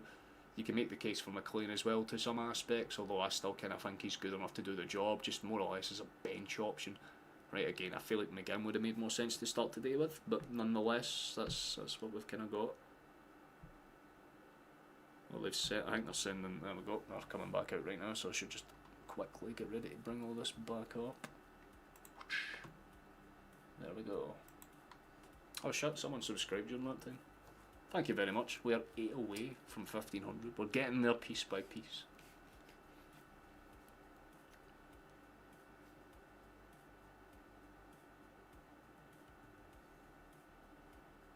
Yeah, I will still always remember that penalty shootout against Serbia, man. Even though there were no fans in the stadium, I can assure you, Scotland made a lot of fucking noise that night. Me and my mate were watching it when it happened, man. It was such a great day. How good was it seeing O'Reilly get the winner against City? There's just like a poetry to it, man. The thing that I did see that made me laugh though was the fact that he went up to the Brighton fans to obviously do the kind of like pre-match or post-match celebrations that every Celtic player does, like towards like the Green Brigade or whatever else, and he goes to do it and nobody else does it back, like very few people do, and you can just see him like stop himself and realise, shit, this isn't as good. You can see it in his eyes, he's like, oh bastard man, like, I was hoping they would actually get into it, you know. It's a wee bit sad, but it is what it is. I feel like, oh wait, we have made a change, McKenna's on. Hold on, Steve Clark masterclass incoming, we might have salvaged something, hold on a fucking second, you know. Question is, who do they just take after him? Intriguing.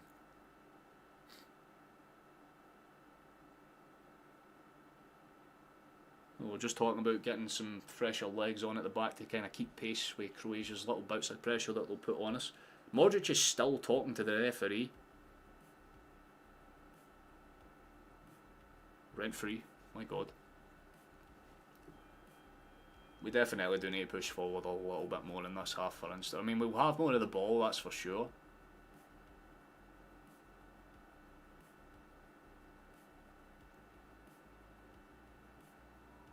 You'll have Clark for achieving this and being a great man manager, but there's a point, like Brownlee, you've got to say your time is up. Yeah, I mean, I'd say that's true for most aspects. We've got the ball from kick-off, and hold on a fucking second, we're to try to go for the throat immediately. That's good to see. At least it means that we're going to take this chance and try and do so a little bit more egregiously. We have to be aggressive at the very least. We have to kind of make the problems. That's good.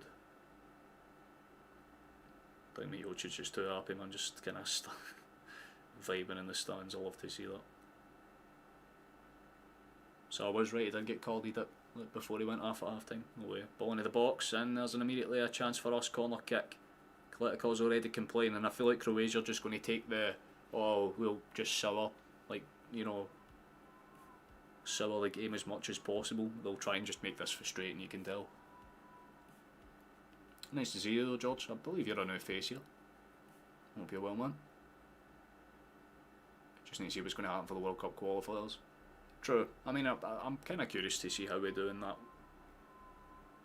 That's a header. That's not going to do too much, but at least it's an opportunity. McTominay's up for it. Just flicks it high, and it's always going to loop over the bar in the end. A little unfortunate, as what it is. First chance of the half goes our way though, so something to be positive about.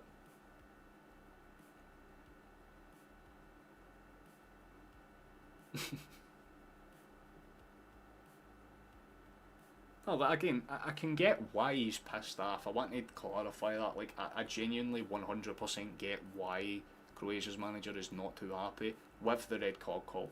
But I feel like if you showed him Coletta Carr's back-to-back elbows, he'd very quickly shut the hell up.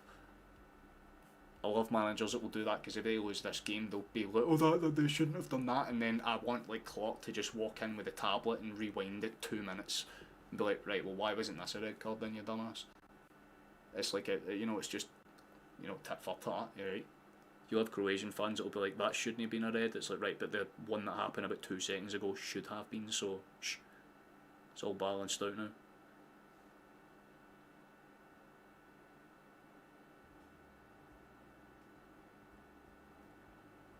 You need a goal commentary on the Scots. You do realise it is on YouTube, George. If you literally search it up into the tab, like, the Scotland national team is showing the entire match for free. So I'm literally watching it right now, Phil. If you want to just stick around and have a different aspect on commentary, then fantastic, brother. You're more than welcome to stick around. There's a chance for us to break forward here. Come on. Out towards the left. Robbo, play that.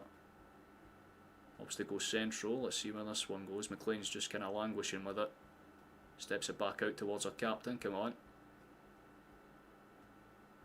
We'll just kind of step him around them. That's a lovely breaker pass through for Robertson, though. Is there a chance in the box? There is. It's cleared away comfortably in the end. How's this one going to bounce up and awkwardly? So, lovely nickel. Oh, I love that. Oh, kind of flick on for Christie. Was clean as hell, actually. We've got the ball back, but the pressure's still very much there.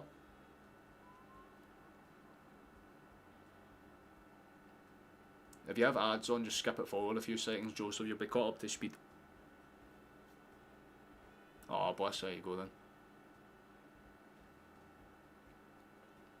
Exactly that, Flash. It's been a very aggressive game, right? Like, you can imagine if this game drags on to the 70th and it's still 0-0, that exact style of play will kick up again. But Scotland will just try and burn out Croatia's core as quick as possible, because that's their strongest part of their team, arguably. So if we can keep them quiet, we'll eventually kind of pile up the chances and hopefully get something out of us. And like I said, it's still not 100%, right? Because, oh, that's awkward. That's a pullover. Right, fine. Because do keep in mind, if we do win this game and Poland lose theirs, then the goal difference just works out in our favour.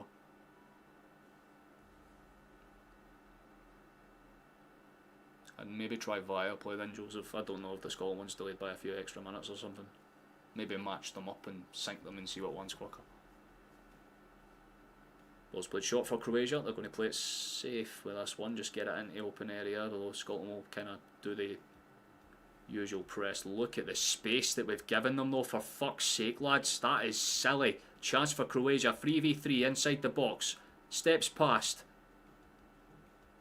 Not really dealt with edge of the area. They might tee up a chance. Lovely chance as well, but I feel like the camera probably made that look a lot closer than it was, and the flag goes up eventually anyway for an offside, which is interesting. Nice of them to call that like about 5 minutes after the play had ended. When it was a big opportunity for Croatia, at least it wakes up the back line. 4 minutes behind, goddamn.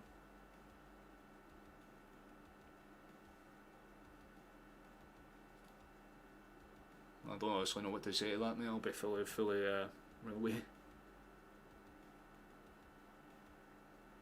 So where we go this one, that's a lovely switch. Chase it, get there, Christie. That's unlucky, big man. I respect the hustle. Nearly forces the issue, I like that. Claude just kind of standing in the sideline with his arms behind his back, you know, the usual part of him, to be honest. See where Jakic goes with this one. He'll probably just throw this as far as he can muster that. Well, no, actually tries to be more placed with it. Bit of a chase down going on now. Soutelo up against Conway. Bit of a physical edge there, but a little bit of love for the Croat at the back. Goal kick, Croatia. We love to see it.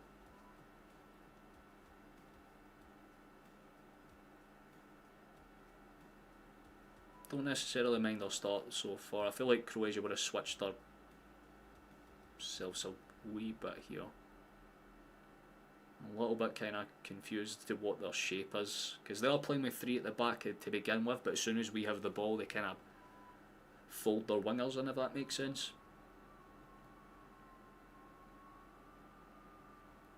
But it is a flat 3 for now, just so they can have that extra body up front. It makes sense from them. It's actually a good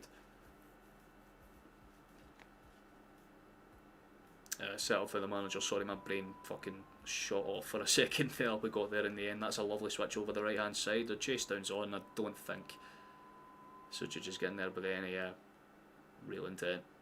Suter doesn't look too happy either. He looks like he's kind of getting a wee bit of a limp. He doesn't look too hot. I mean, Kramaric exchanged a wee word or two, nothing nefarious. So I do like that. At least, you know, they understand that the game's high octane for a reason.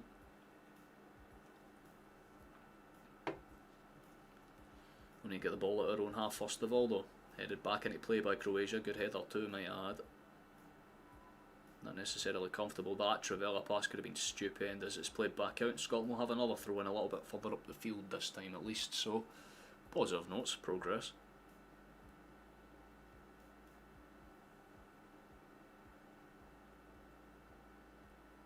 Robertson, let's see where he goes, plays it short instead. That's an awkward cut across, you're going to have to get there in time. Very well dealt with actually, the composure there was clean and Scotland can break forward now. Ball down the right hand side was potentially there but cut off quite comfortably in the end by Gvardiol. Played into the midfield, should be stole back by us. It's a little bit kind of lacklustre for both teams. That's a lovely ball over there. Chance into the box, well cut out. He should have done better with the cross and I think his reaction says it. Doak basically fucking slams the back of the ground after he falls onto his arse because it was just not the right type of cross. He knows it's just a safe sit man and Kalita was not taking any chances, just kind of toe punch that behind, but corner kick for Scotland. A few positives to kind of take in there. Christie's teeing up to swing this one in, potential for us to get something from it. Let's see where it goes. Definitely going towards the back stick by the looks of it. Yeah, swings it high. Headed up, not dealt with by anyone, not necessarily gathered by anyone, it's just kind of popped up and I think the referee's given a foul for something in that. So he's suggesting there was a pull on someone I guess, so that's what's happened, we'll take that at face value.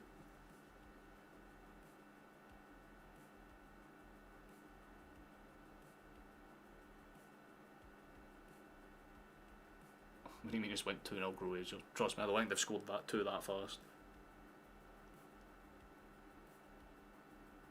If they have, it means I can go to and just switch this stream after. Did it glitch out or something? I'm guessing you're talking about the Google score.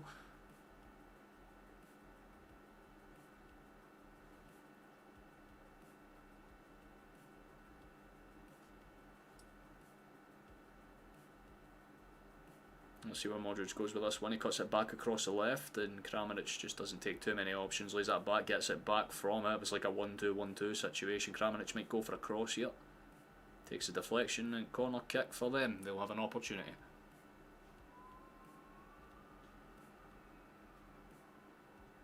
I would have figured as much, guys. I mean, I am watching the game live. I'd be a bit surprised if they just like randomly, like, you know, fucking pulled off some like weird fucking like anime trick where the ball turns into 2 balls and it counts as like a goal apiece or something.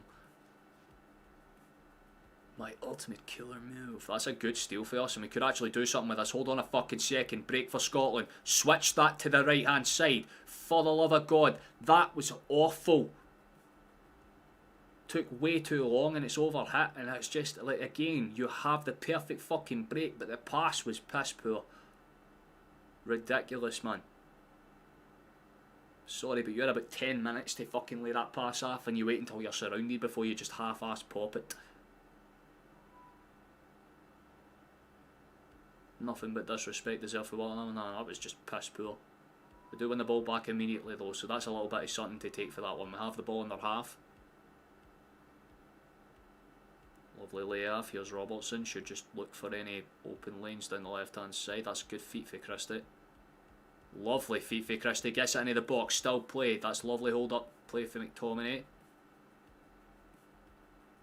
Potential for a cross to the back stick. Lupin runs there. It's still in the box. We're just doing what we can to make an issue of it. Still bounces. Deflection. It's cleared. Croatia have the ball and eventually they will just about keep themselves alive with that one, but that's a little bit more what we need to see. Good pressure face just doesn't necessarily work out.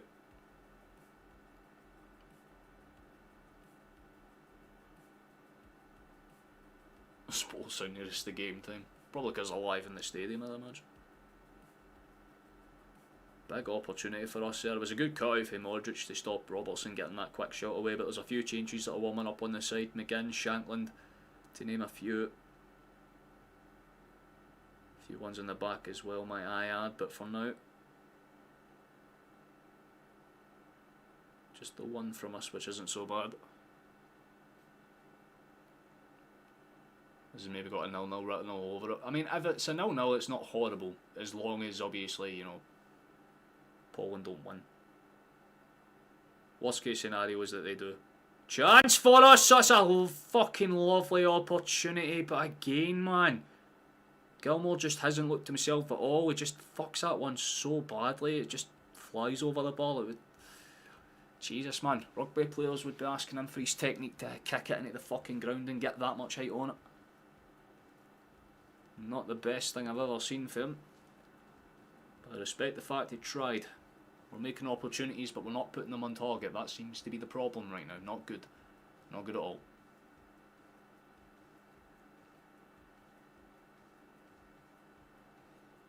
Hold on a second. Poland. Oh, yes.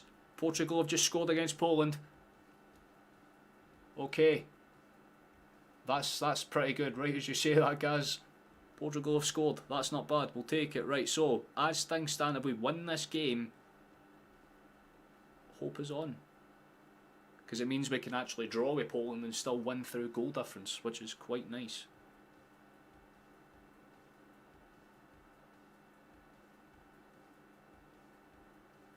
But ideally we want 3 points just to make it look that bit more convincing. Robertson cuts it back. It would be like us to lose the first 3 games and then somehow manage to dig it out with the last fucking 3 left. I mean, I know we can't win the group, mathematically impossible, but we can keep ourselves safe from going down. Which would be massive for us considering how fucking woeful this year has been in terms of, you know, competitive games for us.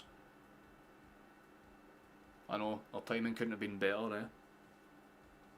We'll take it though, it keeps us alive and thriving basically, and Croatia will see that and go shit.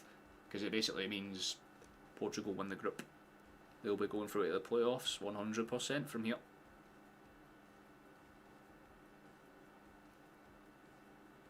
That's a good step into suit, a lovely layoff pass. We're looking for options now. We're starting to play with a bit more freedom, especially down those flanks. Croatia don't seem too happy with it. Cut into the central space, lay that off. Lovely step inside touch. Doesn't necessarily get too much on the pass, but does enough. Whipped into the box, well cut out by Kalekar again. Actually, really strong stand up. Fehan just takes the ball, clears it away.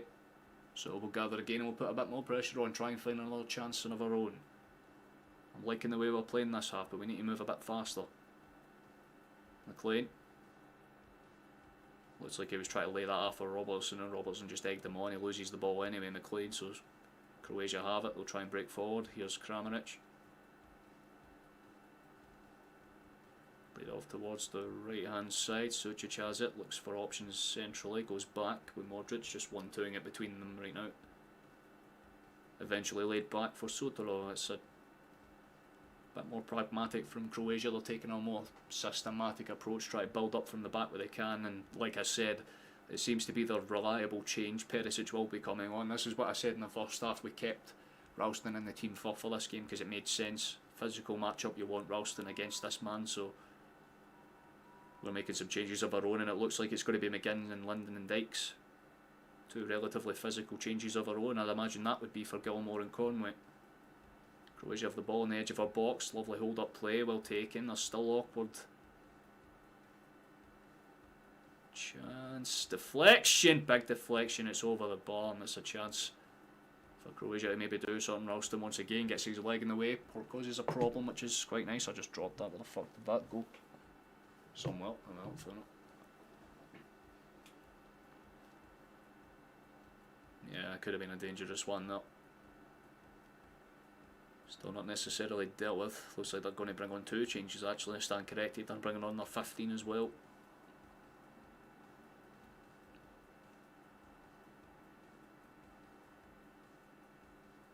The big issue is that we're relying on other teams for us to progress. Not necessarily. We're just kind of doing what we need to do. We could win both our games and we'd still mathematically have a chance, right? But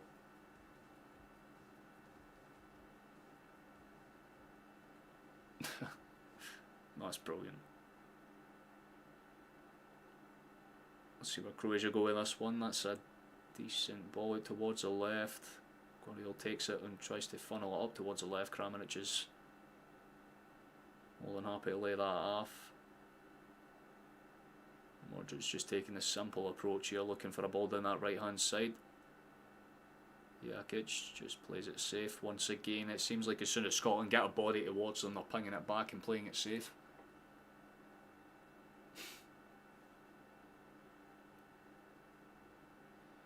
Well, to be fair, McTominay's probably been the biggest threat for us this game in terms of chance creation with that shot in the first half. Probably the highlight chance for us, I'd say. Had the ball in the box a few times this half though, so again, we're doing okay. But we need to start forcing shots on target. We need to move the ball a wee bit faster down the flanks when we have those open kind of quick counters though. Like, you know, when those opportunities arise, I should say.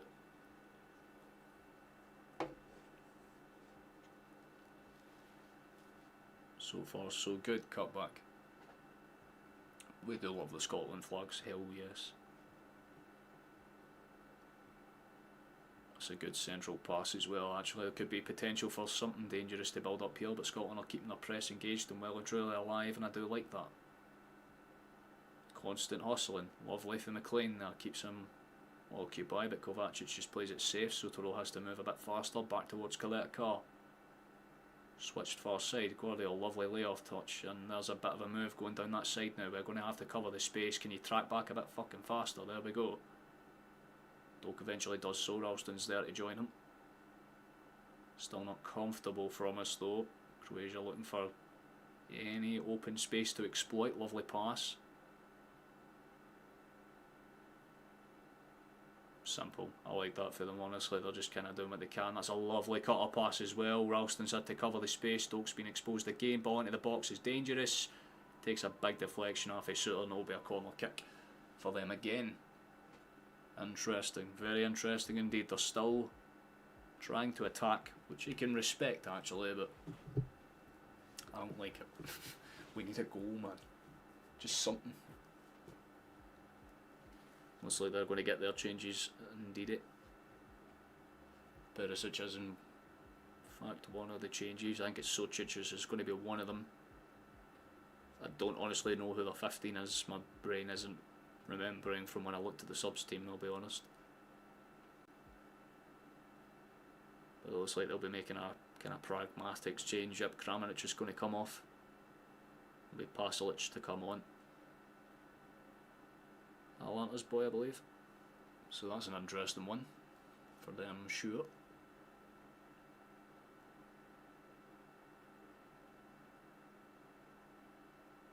We'll have to defend this corner though. 65 minutes been and gone. Modric looking to tee this one up. Looking for anyone that's got a physical signature or presence in that box. They lay it off short instead, and the whip cross will probably come in afterwards. He lays it off. I really admire that pass attempt. It was never going to work out. It was never going to really do anything besides just kind of pop over, but I respect that a lot. Looks like Celtic have got some... Not Celtic, sorry, Scotland have got some changes kind of going on. Looks like it's Gold Dykes and McGinn.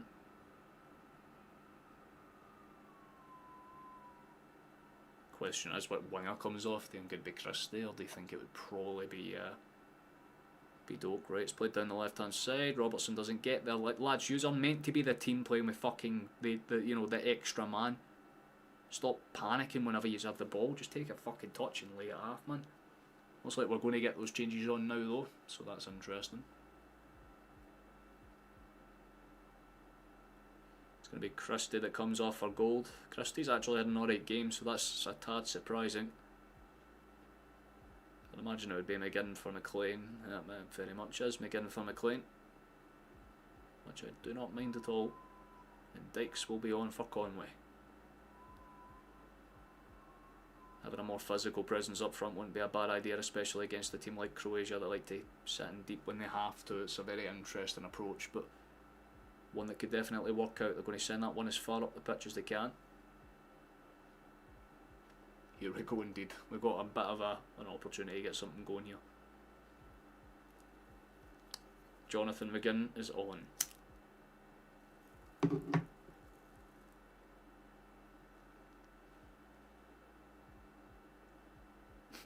You can hear it. I just don't think you understand. That is such a good fucking song, man, and everyone's singing it in unison. Lovely ball over the top and the chase down is on. There is a potential for us to do something with this. Good sidestep, lay that in central. Chance for us to do something. Lay off across the base of the box.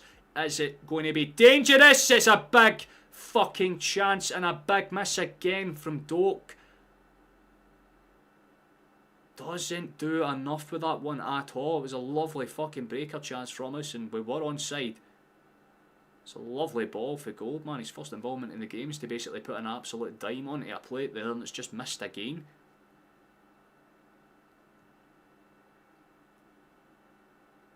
Still 0-0, thought we'd be getting beat 3-0. We take it, man. Little victories there. It was a very big chance though. YouTube's up to date. There you go, man. Close. And we still haven't put a shot on target this half, which is a bit of a fucking problem considering the fact that was an absolute perler. Nonetheless though.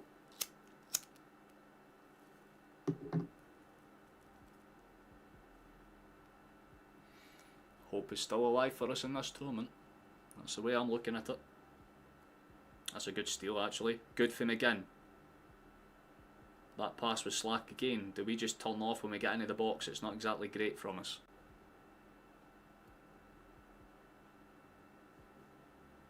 The white cap cross. Why is no one stepping out to cover him, for fuck's sake? Get out to him, lads. That is piss poor. Chance for Croatia. Big chance for Croatia. They should have fucking scored there. Perisic snapshots at it. Robertson is raging at the rest of them because, I mean, nobody stepped out. Allowed them to basically walk on. Robertson at least did enough to make it slightly awkward on the takedown and finish attempt, but Jesus Christ, man. Not good for any of them.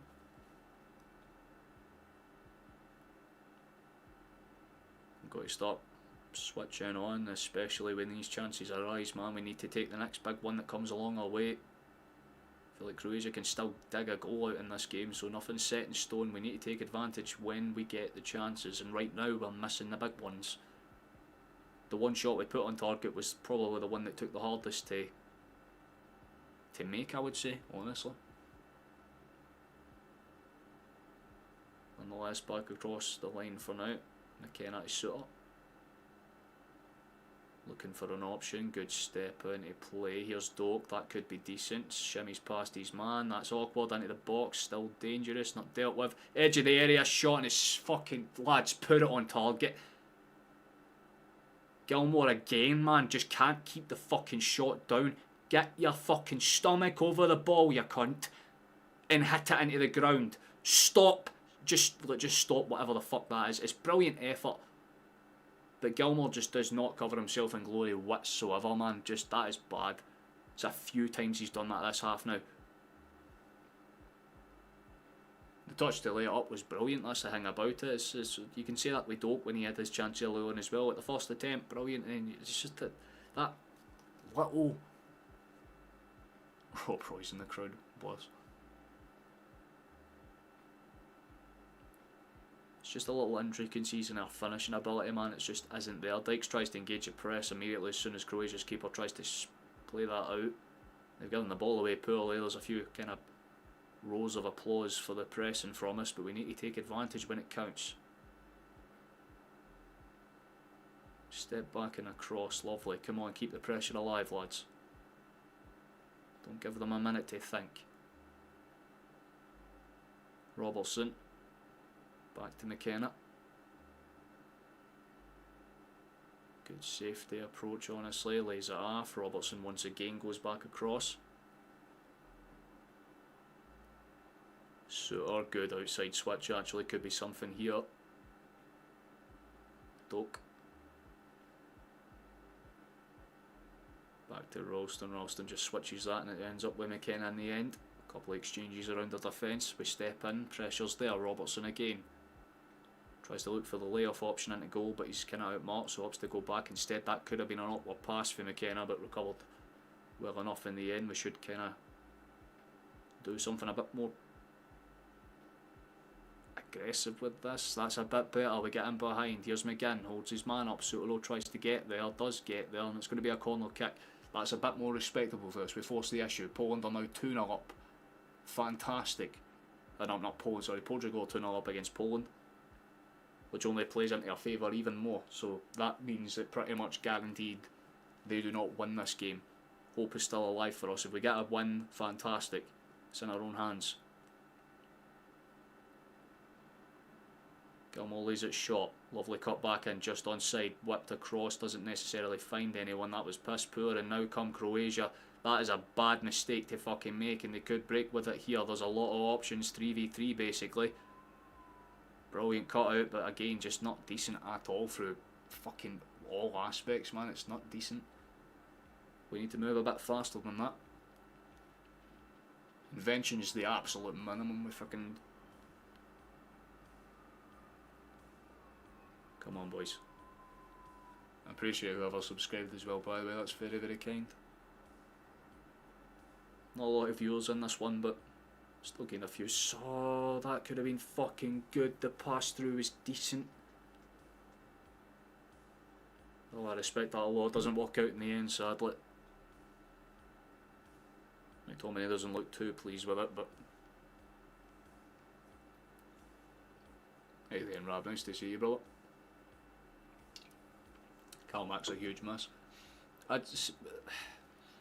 The midfield hasn't really been a problem in this game. It's more or less just the actual finishing aspect of it. Like, we've got into the... How many shots have we had in target according to Google? I can only see like the top of the score, but I guarantee you it's less than 3. I think we've had 2 shots on target if my brain serves correctly, or at least maybe one that was definitely on target and one that could have been.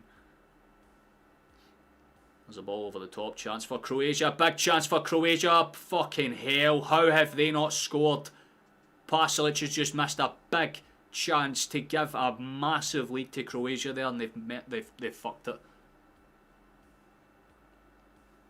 They just missed a big chance. Holy shit. I think Gordon does just enough to kind of put Pasalic off. Massive sitter, that's all I can really say.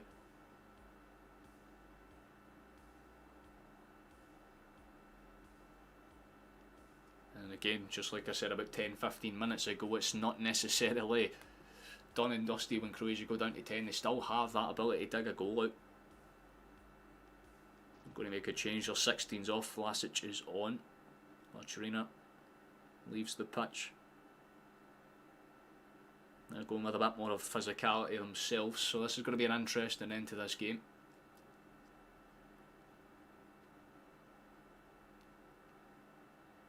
He's already been put out for a few Celtic games this season, even when he hasn't been a Scotland international. Even some of the finest made engines need repairing once in a while. Need a bit of time in the shops. Oh, we could be more than 1 down, honestly. We could be 2 or 3.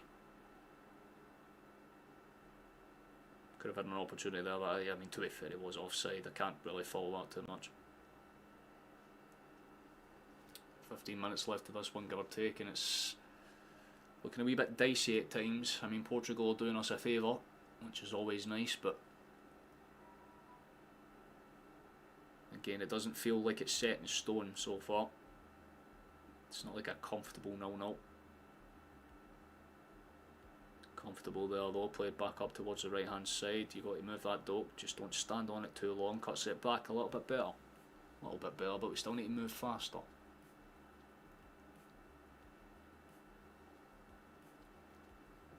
Yeah, if the finishing boots were on for either team, this game would be very, very different. But neither side's particularly found their range so far. Robertson. Scotland's range is above the bar right now. We've put a lot of shots above the bar for some fucking reason. Ball out towards the left hand side. Good work for Robertson. Cuts it inside. McGinn back to Robert. That's a little slack, but we do win the throw in, so it's not all bad.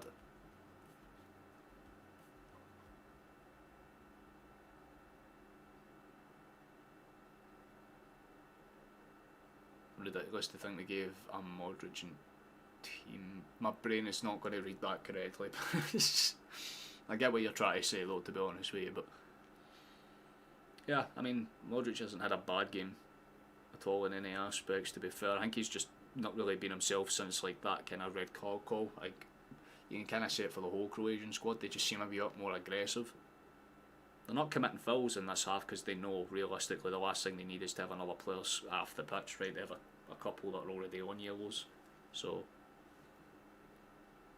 That's why Scotland has made a point of it not to get yellow carded themselves, because they know a good amount of our team. We're on yellows as well, right? Like, you've got McTominay and all that as well that are going to be massive for us against Croatia. That's a fucking ball over the top, by the way. That's a good takedown. There we go. Gordon should just take a touch, play that simply. Fair enough.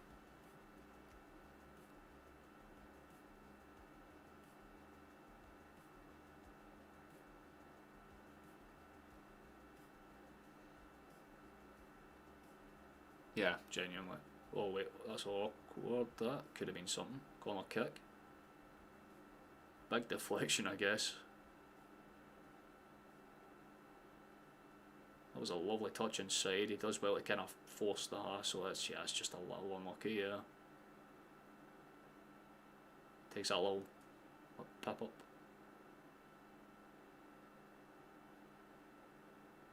I thought that was a corner kick, I'll be fully honest. This is, from the first camera angle, it looked like it popped up off. Am I right? If that was an actual just really bad cross, then fair enough. I thought we'd done something though. Aye, well in that case, what the fuck, aye, that again, it seems like we're allergic to actually putting a productive final ball in. Should be Gordon's to claim, just comes out and gathers up. Simple enough for Gordon, we'll love to see it. There we go, spread the play, here's Ralston. Long switch.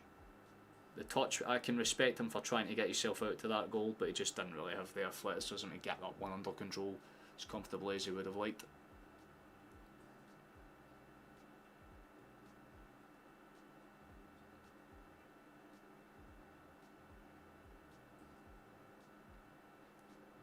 Nah, I mean Klopp was barely good enough to be Kelly's manager. What the fuck would he do at Celtic?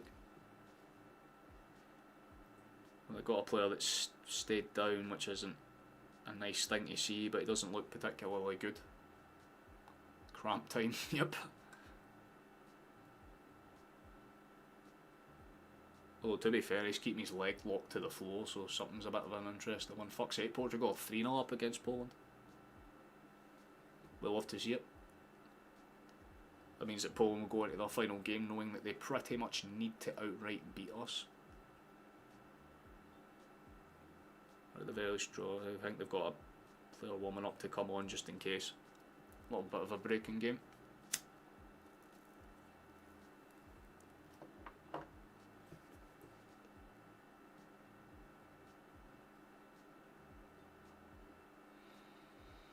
Even if you base it on the loyalty, for me it's the tactics. The guy's just not really adaptable. I mean, like, Rodgers is set with his tactics as well, right? Like, they're the same type of manager, but Rodgers is like, you can tweak minor things and it can change the entire dynamic how the team actually plays. Klopp is just basically, if it doesn't work, what then? Because, I mean, even against 10-man Croatia, we haven't looked like we've been convincingly dominant. Yeah, sure, we've had more of the ball in the second half, but we've not really taken too many chances that have came our way. It's a very frustrating type of game if you're watching this. I mean, if you're a neutral, it's probably one of the most boring games you've ever fucking seen.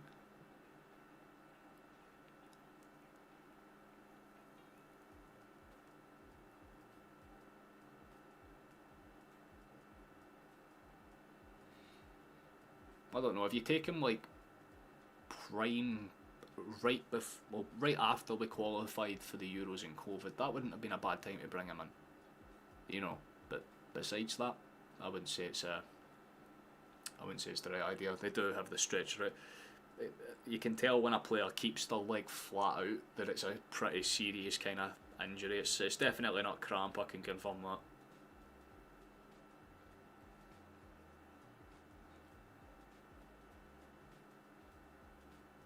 Aye. I mean, in international football, you don't really get a say in who you bring in. I suppose that is the difference. Well, I don't hate Klopp, I just don't think his tactics are working right now. Like, I feel like once you... Like, it's fine if you have your full strength defence, right? If you had Aaron Hickey back and all that stuff, I feel like it would be a very different conversation we'd be having, but... We just ain't keeping the key players fit when it matters, or more importantly, the clubs ain't. Fuck's sake, Portugal's just added a fourth, right? Well, they're absolutely cantering now. They're a very shit first half, but they've woke up. Armstrong's getting ready to come on, I think, for us as well, so that means Doak will probably getting ready to come off. Give him a wee rest. Lewandowski will miss the Scotland game, could be good as long as we get the result tonight. Well, yeah, I mean, as things stand, this would do. A draw would be fine, it would keep it alive. It means we'd have to beat Poland outright rather than get the draw. Otherwise, we need a winner in the next 8 minutes and whatever's left of his stoppage time. Suter. Rolls up that right hand flag, good step inside, come on, roll it, son. Right idea, good cut back touch, lovely cut back touch indeed actually. He could actually cause some problems with that one. Switch it, son, switch it. Move the ball faster. Stop doing this silly side to side shite, man. We need to attack them now. There's no point just sitting on your hands. You ain't going to get too many opportunities, so if you have to go now, play down that right hand flank. Good opportunity for us to cut it back. Doesn't necessarily work out, so we go central again. Tees up, Ryan Gold. He could go for a cross here, but opts to just lay it back centrally again. Like, lads, this is side to side stuff isn't going to fucking work. Because that's why one loose ball and you give it away. Very stupid. Croatia have it. That was just very dumb. Croatia are down to 10 men and you're fucking playing like they have 12. That is ridiculously sad on all fronts. Fucking take a touch, leather it over the top and force a press. Make Croatia play out from the back. They are not comfortable there.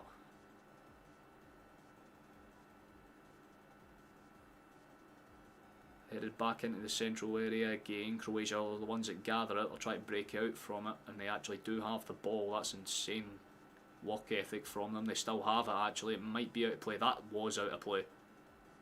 I could see if you hear and eventually the linesman pulls it back to kind of put it back on status quo.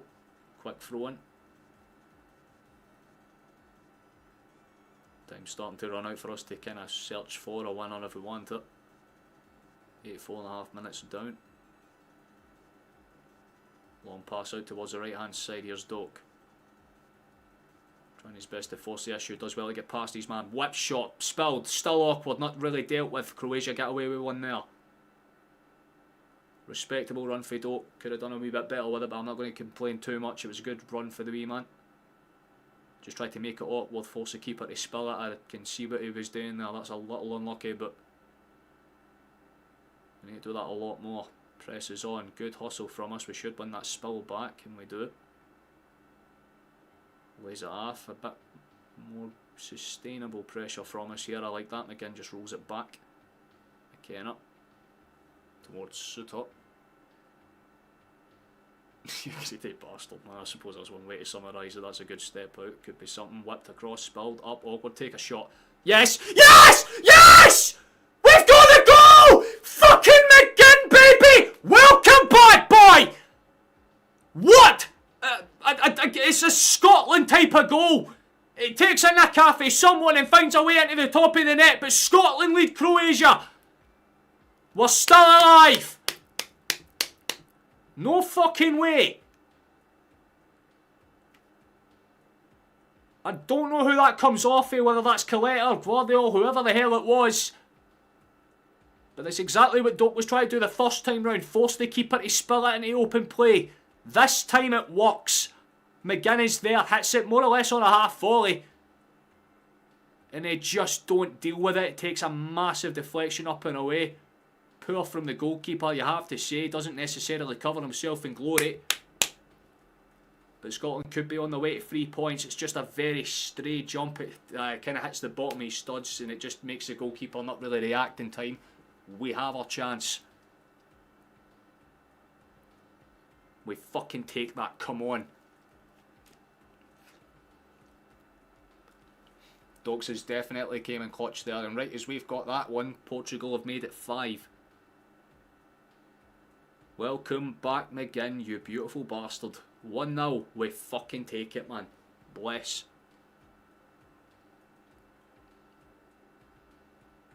You missed the bloody goal, of course you did, man. God damn it. Well, we have a lead, but we need to make sure that we don't fuck it now. Job isn't done yet. We still have a few minutes and additional time to see out. We have to keep it going. So I think that's a foul for Croatia there. They've given it for them anyway. It keeps the hope alive, gentlemen. It brings us back. I'm not sure if the updated the table will take a wee gander just in case. But there you go. Look at that, man. Oh yeah, I forgot they do it on goals for, right? Our hope is alive. We're not dead yet. Let's go. We just need to see this one out now. We cannot make a mistake. Ball into the box for Croatia's danger is not dealt with. Back towards the central space. Should win that. Yes, comfortable enough.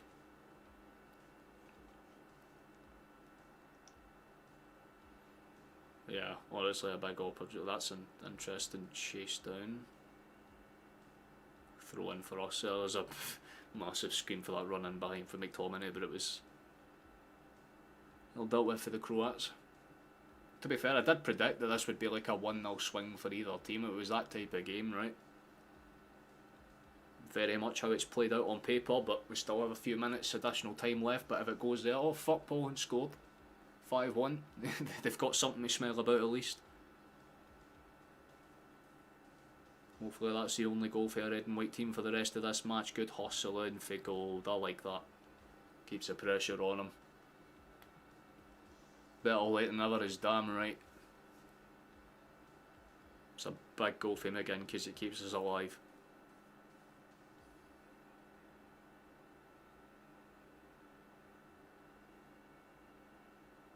No bad at all.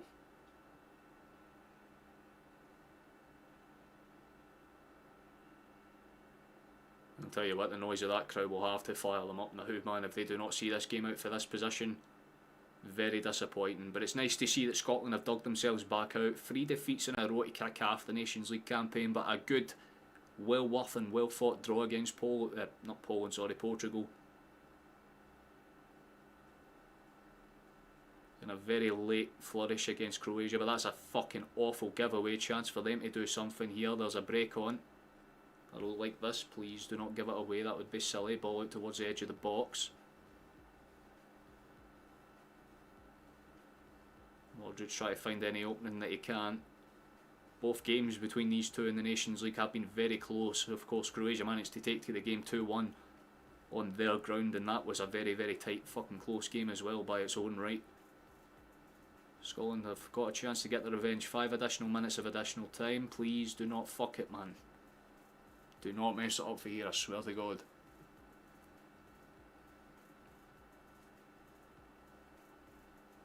True, we do need to beat Poland, but at the very least it gives us the additional hope that we can, right? Because, I mean, it makes it just a straight shootout to see who's in the top group next time out. All we wanted to see tonight was that Scotland put in a shift and actually showed some passion, put some pride in the shirt, gave themselves a wee bit of restored order, so to speak. Plus we've been fucking choking for a victory this year, and at least we get one, you know. That actually matters, because the only other win this year has been against fucking Gibraltar. It's a ball through, I think he's offside anyway, he just stopped his run immediately. I think even he was aware that that was offside, so that is what it is, 5s I suppose. 1 minute of the 1 minute of the 5 down I should say, 4 are left. They're looking for any opportunities they can muster up. It's decent first though. Armstrong's going to be the last change for us just to see this game out. Hopefully get across the line with what we have. I don't necessarily mind that. I'm pissed off because I totally forgot that the Nations League don't work on goal difference, they work on goals for. So technically Poland have 8 goals and we have 5, but our goal difference is superior to theirs, but on head to head we'd be behind them and all that shit, so we would pretty much still need to beat them outright, that's true. Bit of a bastard, but it is what it is. Couple rounds of applause for Doak as he gets to come off. Deserves the pressure, man. Absolutely deserves the praise, man. Fantastic shift for Doak. That means Armstrong, Dykes and Gold. Basically a whole changed front 3. Few changes changed this game. Of course the biggest one, as you would expect, Jonathan goddamn motherfucking McGinn. Bless that man, seriously. The guy is an absolute god for this country. And we're halfway through additional time. Croatia have maybe one last chance to get something from this, to basically kill Scotland's hope dead. Falling asleep watching the tactics, I know. It has not been fun. Good step to the side for Croatia. Switch into the box is awkward. That could have been dangerous, but Gordon's there. Manages to gather it comfortable enough. That really could have been dangerous, honestly. The ball into the box was pretty good. But Robertson gets in front of his man, manages to spill it back into Gordon's hands, and as the national anthem starts to get rung out. 2 minutes remain. We're still alive for now. I guess it means I have an extra game to cover. Yay.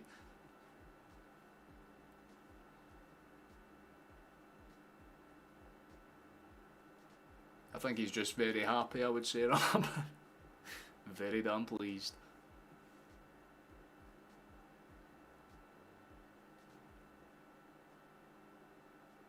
Step to the side for Croatia. They got the pressure on. Potential cross incoming. They opt to lay it off instead. There is the whip cross. Last big opportunity. Headed clear.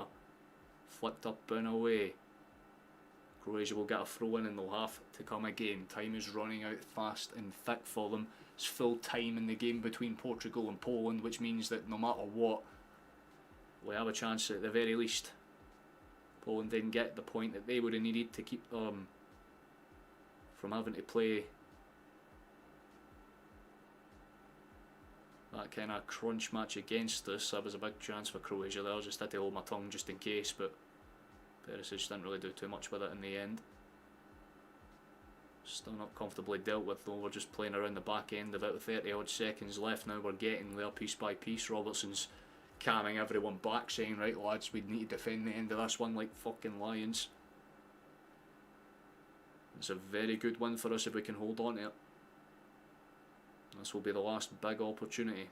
Perisic is just going to throw everything behind this, just fire it in like a cannon. We've won the first knock on, the chase down is on, 10 seconds remain, it's in their half, chase down is there. Switched up and high, not really dealt with, ball bounces, how's your composure? It's fucking brilliant and we're on the break.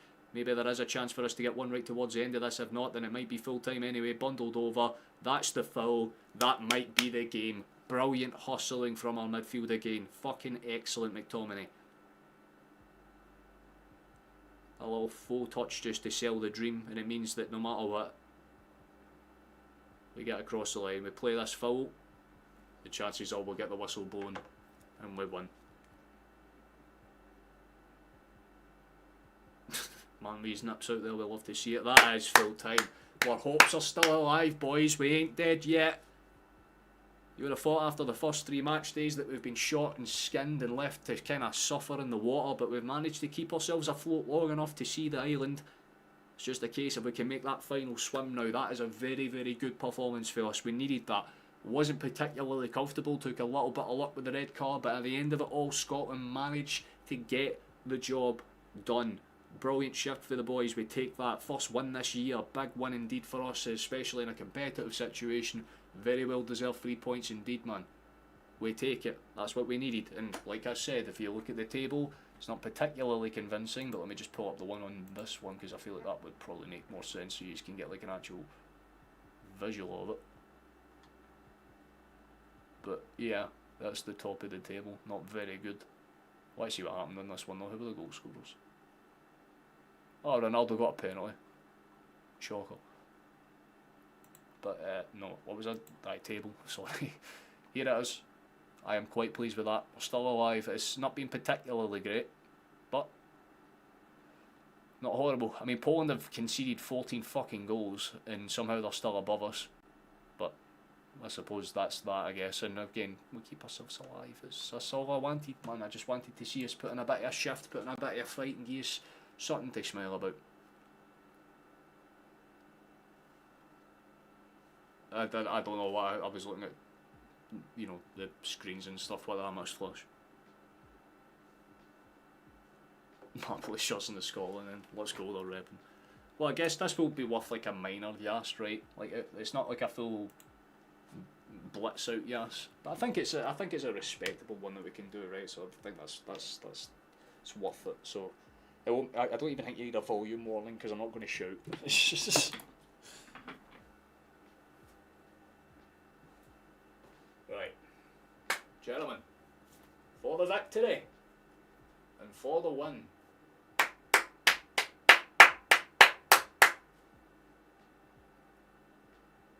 Yes!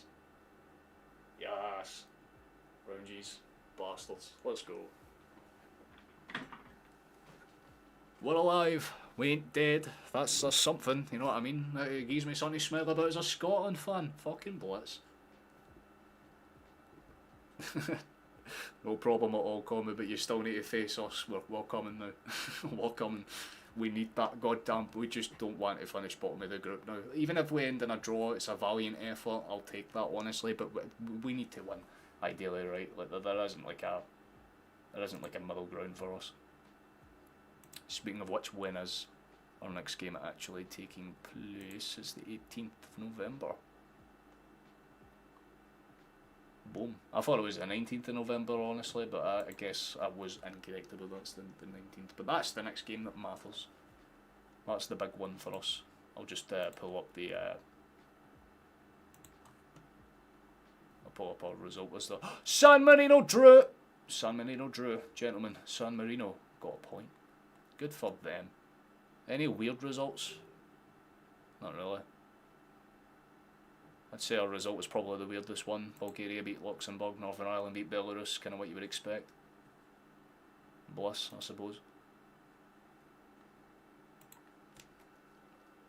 We did indeed, Megan. I'm very happy with that, man. I'm pleased. No shouting, it's not... They don't get like the big scream because it isn't like a Euros win or anything, but it's a good win for us, you know, it's a win that I'll happily take, all things considered. I don't think it was a great game from us. I feel like there's a lot of things that we still need to clearly work on, especially considering the fact that the only opportunity for us to get a win now is like we have to straight out right beat Poland, because that table, like I said, it's not particularly convincing for us, right? But we need the result. It sucks because goal difference rules should mean that we're ahead of Poland, but because of the way that it works, it's goals for, I think, in this tournament, which is a bit stupid, but it is what it is. Can't really complain, but... Yes, sir, but at least fate's in our hands. That's the way that I'm looking at it, you know what I mean? Because I don't know why the Nations League works like that, but McGinn is an absolute belter. That's all I can really summarise it, man. It was a very good finish as well. I know it took a bit of luck to get it into the back of the net, but just to be there to catch it on the half volley is pretty interesting. So as long as we get something against Poland, we can still theoretically stay alive, but ideally we don't want to concede. That's the main thing about it, you know. We want to at least drag that out 0-0 at 90th minute and then pop up with a last minute winner. That'd be fantastic. But we haven't scored many goals. We've conceded a few, but we haven't scored many. I think it's 5 we've scored all in now, so that is what it is. We're fighting and we're alive, and that's all that fucking matters. So I ain't gonna. Our last game is literally on your screen right now. We play Poland. That's what I'm saying. It's straight up. It's a duke out match. Poland, if they draw or win, they're fine. But Scotland basically have to go to Poland. We have to go into their territory and we have to beat them. If we don't, we get relegated. If we do win, Poland get relegated. It is a straight shootout. Although theoretically, they can still technically get second. Right, like Poland, if they manage to win and obviously Portugal beat Croatia, then yeah, it's genuinely possible that Poland can pip second, I suppose. I mean, it doesn't really do them anything. It's more or less just a pride point, I suppose, but they'll at least have that in the back of their heads going into the final game where they can make the table look a lot closer. And I mean, Scotland kind of did that tonight because that win just makes sure that, hey, at the very least, we've got something to smile about, we've got something to be like positive about, and I'm quite happy with that all, and honestly I ain't going to complain about it too much. I think it's been a relatively decent performance all, and I'm happy. Couldn't really ask for much more than that. 3 points, and more importantly, we're alive, right? I don't give a shit how, I said that at the start, I would have taken a scrappy 1-0 win. Scrappy 1-0 win is exactly what we got, so I mean, call me a prophet if you want. I wouldn't, but pretty happy nonetheless.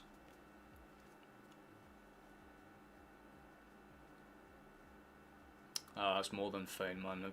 Well, hope to see you in there as well, Harry. Thank you for joining us today. Thank you for kind of commenting at the start when there weren't many people in and kind of giving us something to bounce off. I appreciate that very much.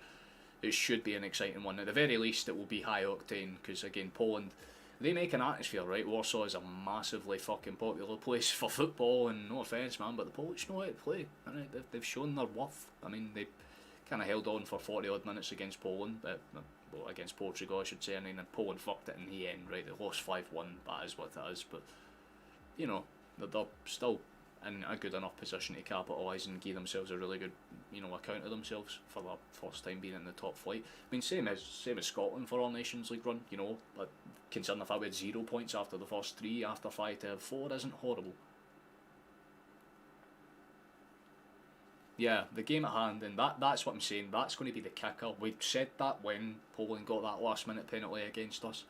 It was always going to be like something that might bite us in the ass right at the end, because it's just a typical Scotland thing to basically kind of almost do what Celtic do in most aspects, where it's like beat the teams that don't make sense to beat, like, Leipzig and stuff like that, and then we'll probably fuck it against stupid teams, i.e., losing to Poland at home, the easiest game arguably on the list. I'm not saying that's because Poland's shit, they're just like on paper the easiest team out of the 3, and that's the one that we've messed up against, because we managed to get a point against Portugal at home and we managed to beat Croatia, but we lost to Poland. So I mean, that's the way that I'm looking at it. I mean, realistically, if we'd even gotten a point in that game, it would be a much different atmosphere, but we're alive, so I can't really complain about it too much.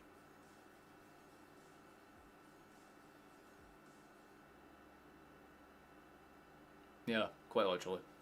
It's just, it will depend on what Clark tells the boys before they head out to actually watch that match.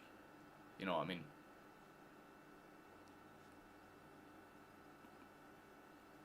Yeah. That's the nicest way I can summarise it, to be honest, man. It was not an enjoyable experience, but I don't know. If you want to join me for the next game, if you want to join me for that match against Poland away, then you're more than welcome to do so, Chief.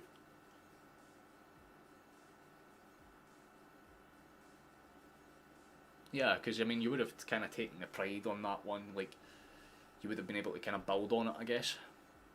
But that, it kind of gives us something to look forward to now, you know what I mean? Like, part of me is like, oh, hold on a minute, like, we could actually save our campaign, like, for the jaws of straight death, basically. We can just straight up just snatch it and be like, nah, we're good, we're staying here, we're staying in the top flight, fuck you all. It would just be a very Scotland thing to do in my eyes, and I think it would be funny as hell, but chances are, your luck's going to run out at some point, and Poland, as much as they would have been hammered today, that only gives them even more of an incentive to go into their home game or the last game and actually, throw hands. Like, they want to stamp their authority and not make it like, oh, we only managed to get through because we drew 0-0 with Scotland. They'll probably want to try and win the game like by 4 or 5, because in their head they're like, if we do this dominantly, then there's no debate. But Scotland, at the same token, will be like, right, but we've managed to like dig in every away performance this season, even though we've lost. We've put in some good shifts. So McGinn, McTominay, Gilmore. That's our strongest 3, honestly. I feel like it was. I think Dokes made a good case to maintain his start. Didn't have the greatest first half, but had a very good second. I'd say maybe Gold gets the nod on the left. I would say that would probably make the most sense, and I would say, especially for Poland, a team that is very prone to set pieces, get Lyndon Dykes in for that game. He makes sense, right? He will make way more sense than any other striker option we've got. That's the thing, McGinn was only on the pitch for 10-15 minutes before he whacked in his goal, so it shows you. I mean, the ability to kind of cause the problems there for damn sure, and I'm quite happy with the way that we've kind of done this as a whole, honestly. I feel like, if you break it down into brass tacks, we did the bare minimum tonight, but we did the bare minimum with effect, and that's something I can be happy about. Like, we weren't peppering them with shots or anything, but when we did get into the box, we looked dangerous at points. But for, I'd say, about 30-40 minutes of it, we just did not look like we were willing to attack. So we need to take that, cut it out, and then try and kind of have like that last 20 minutes against Croatia, but for the whole 90 against Poland. We still had Hickey, yeah. If we had Hickey and all that, that would have changed too as well. It would have obviously been nice if you could have like those bench options as well, because I mean, there's always the chance that they could, again, theoretically, you could play Robertson on the right and play like Taylor on the left, I guess, if you're looking for like a more dynamic crossing option. But nah, I think for me it would make sense to do basically what Flash just said there. Actually, is put Devlin on. I feel like Devlin and Robertson make sense, and then you go with the midfield or the back central too. I think you can make a case for Sinclair, or ideally I would kind of go with the two that we had for the second half. You know, I think McKinnon did a solid job when he came on. Looked relatively composed for the most part. Don't think he was bad, and Suter was pretty good when it came to getting it clear.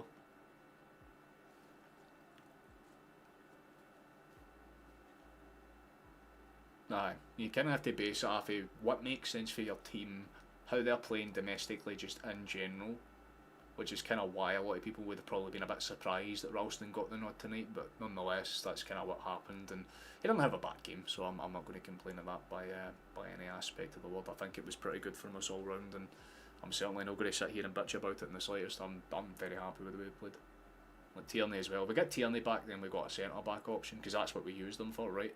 We played them in that system and it worked fucking brilliantly. So imagine if we had him, you know, McKenna on top form, Hendry on top form as well, might add. Like again, we do have a good team. It's just that the results have swung against us one way or another. I feel like since we kind of fucked it to Northern Ireland in that pre-season, like or the pre-Euro friendly, I should say. I don't know why, but I think some of the boys' heads just must have dropped a wee bit. And I mean, they're starting to find their feet again, but it's a case of, is it too late, you know, or is it a case of better late than never, as Flash said earlier on, and that late surge just keeps us alive. Because like I said, getting a point against Portugal is a fantastic achievement. Getting a win against Croatia, who, keep in mind lads, are a very good fucking national team, like, they're okay. Hickey and Kieran Tierney would totally change the back four dynamic, absolutely.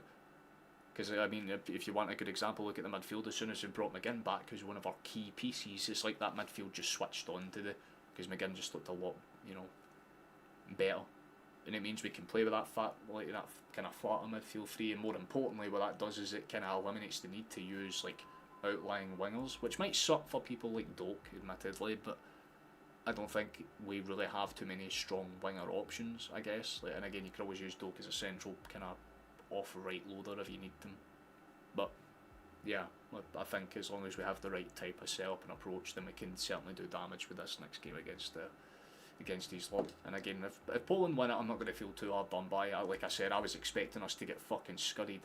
I mean, I predicted 1-0, right? Like, you know, I'm always going to be optimistic with my national team, but in the back of my head, I'm like, we lose to Croatia and I don't even need to cover the Poland game. Like, I even joked about it in the last match, so the fact that we're still alive is always quite nice. I'll always take that as something to be kind of positive about, in the way that I've kind of bracketed it down, is that we can still actually have a respectable campaign, right? Like, that's not bad. 7 points is... it's nothing to scoff at, man. It's not a bad haul at all, considering, again, pointless in the first 3. To recover the way that you have and manage to snatch 7 for the remaining 3 would be a fantastic.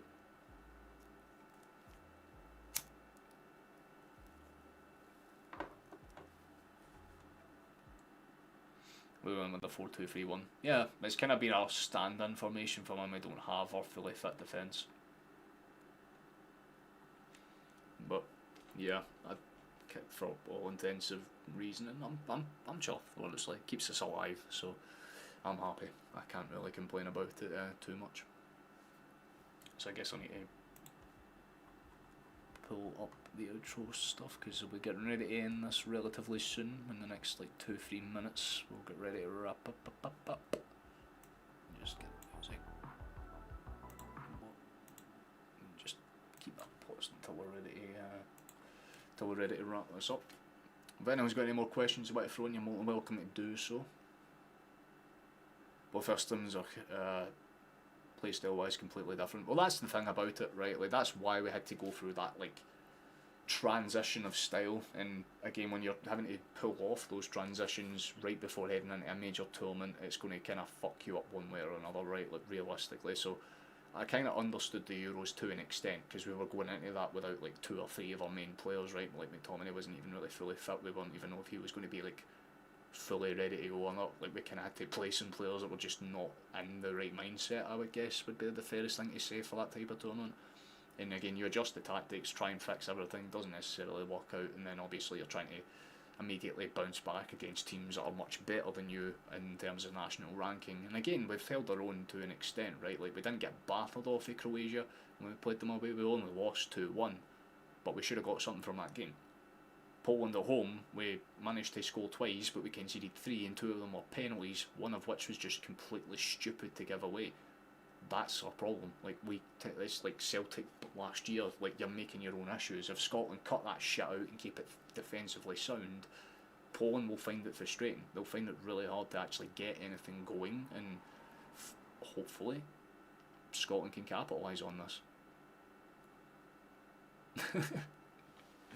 Still, I mean, if you couldn't tell by the fucking badge, it's still very much a Celtic channel, but like I said, I always tend to cover national games just because they're a nice wee change of pace. And again, these streams never do anywhere near as well in terms of like views or anything, but I'm still quite happy to kind of do these ones because, again, it's a hobby, it's fun for me, you know what I mean? But it's quite good because it means at the very least, like I said, we got one last crack to kind of get something from this on the 18th of November. I thought it was on the 19th, which is a bit, so it gives me 3 days basically, but get that happens, then I turn 24 in between now, well, in between that game I should say, and the Celtic and Hearts fixture, which is not too long away now actually, I think 9 days.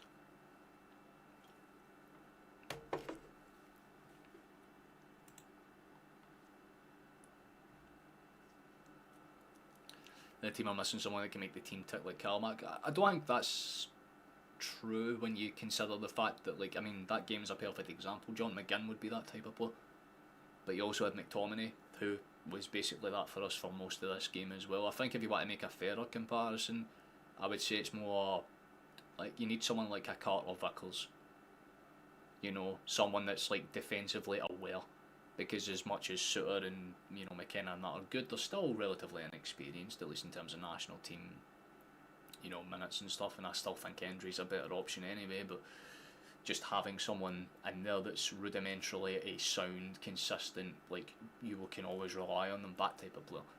The midfield's our strongest part of the squad, I would say.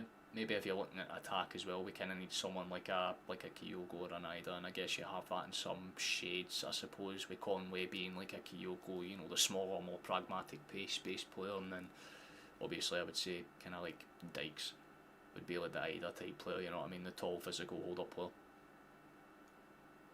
The next game you might make an XI prediction because I think it could easily get it spot on in terms of what people want. Do you know who you wanted as an option? Yeah, I mean, Hendry's obviously kind of the main shout, I guess. A lot of people are saying Shanklin should have started tonight as well, but I don't really think that would have been a fair call for all intents and purposes either, I guess, right? But that's what it is. So I'm going to get ready to figure this out. But keep a note of the date, 18th of November. You kind of know how it usually works with this channel, right? It's always like about 10 minutes beforehand that I will go live, and at least that way you can, you know, join us for that. And if we manage to keep ourselves alive, then I guess we have a little bit of a moment on this channel. And I guess I have a clip now as well, right? I can actually put up a clip of Sutton because actually we've managed to score, so bless.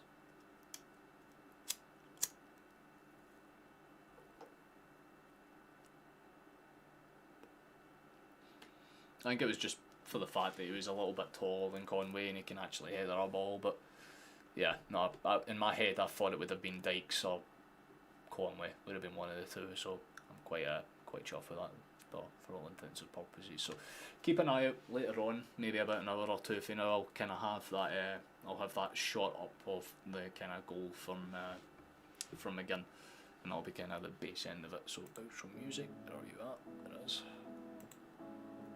Lewis Ferguson's that player that you watched them last year. I think he's some player and he covers the lines very well.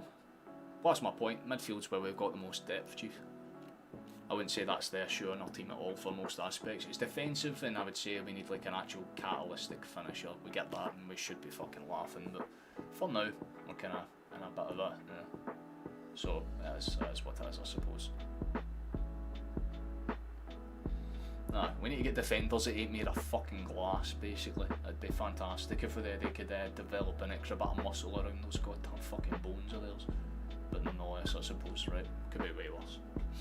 Could be way worse. But we'll get ready to wrap things up. So, where is it? There it is. There. So, thank you for watching. Thank you for coming along. Thank you for taking the time to stop in. I understand that this isn't necessarily, you know, something that this channel is known for, but anyone that has stopped in, we do appreciate it. Thank you for taking the time to do so. If you just popped in, still just as good. If you're watching this as a VOD, then even better, I suppose. You know, that's always fantastic, I guess. We do appreciate it. We'll be back again on the 18th, like I said, 19:45 kickoff, so about past 7 will probably be when I go live, and you know, I'll kind of make a point of it to kind of make sure that I kind of have everything set up and good, ready to go this time, you know what I mean? But yeah, not too bad for all intensive aspects. We kind of go for here, but we have a crunch match. We go against Poland, not too bad. If we get something, then yes. But Scotland are still the best goddamn national team in the world. I'll probably be in the Discord for a little bit after this. I'm not too sure. I'm going to go get some food first though. That's for damn sure. And then I'll try and reconvene afterwards. But hail you, Rab. Thank you for joining us. Likewise with you, Flash. Appreciate you, brother.